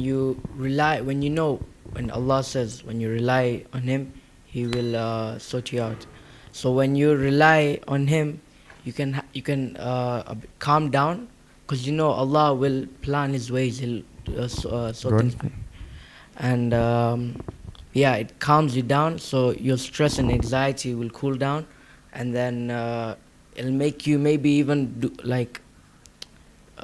become more confident in what you're doing. Good. Because Allah is there for you. Mm-hmm. And He'll always guide you. So just quickly, 2 words from this ayah: solution for anxiety, solution for fighting and confronting pressures. What are those 2 terms? Arabic? From this ayah. I just recited. It was I need those Arabic terms. of what? One who fears Allah, I'm telling you the translation now. I need those Arabic terms. Final question. One who fears Allah, Allah will show him the way out. And one who relies on Allah, Allah is sufficient. What are those 2 words? Fears Allah. What is the Arabic term for fearing Allah? God-wary. Being pious. I don't know the Arabic. Starts with Sayyid recited the ayah. وَمَن يَتَّقِ اللَّهَ يَجْعَلْ لَهُ مَخْرَجًا. What is the term we recited just? I don't know that. Taqwa. Taqwa, the first time. Okay, It taqwa. says, well, on Fridays I'm normally doing taqwa, And taqwa. Taqawi. Mine Maulana is taqwa, by the way. We were helping someone. We are always helping with your name. One was there, we were telling him about Kazim. Kazim, Now yeah. we are talking Yeah, about taqwa. Beneficial name, by the way. And what was the other term? There was dhikr. وَمَن يَتَّقِ اللَّهَ يَجْعَلْ لَهُ مَخْرَجًا Um, وَيَرْزُقْهُ مِنْ حَيْثُ لَا The يَحْتَسِبُ. other was وَمَن ي- reliance. reliance. Yeah, What was the وَمَن- Arabic term? I know It's that. again starts with ta. It was your suggestion that your second solution. I just want to see that, I don't know the presence Arabic, of mind. but I know the English. I don't know the Arabic. What is the English one? The English was when you rely on Allah. So what is the Arabic one? It's a very easy one. Maybe 10 or 20 times I repeated. Reliance. One who relies on Allah subhanahu wa ta'ala. After ta there is a wa. Tawa. Tawakkul. Yeah, we recited وَمَن يَتَوَكَّلْ عَلَى اللَّهِ فَهُوَ حَسْبُهُ. Thank you, my dear. أحسنت. أحسنت. جزاك الله خير. شكرا.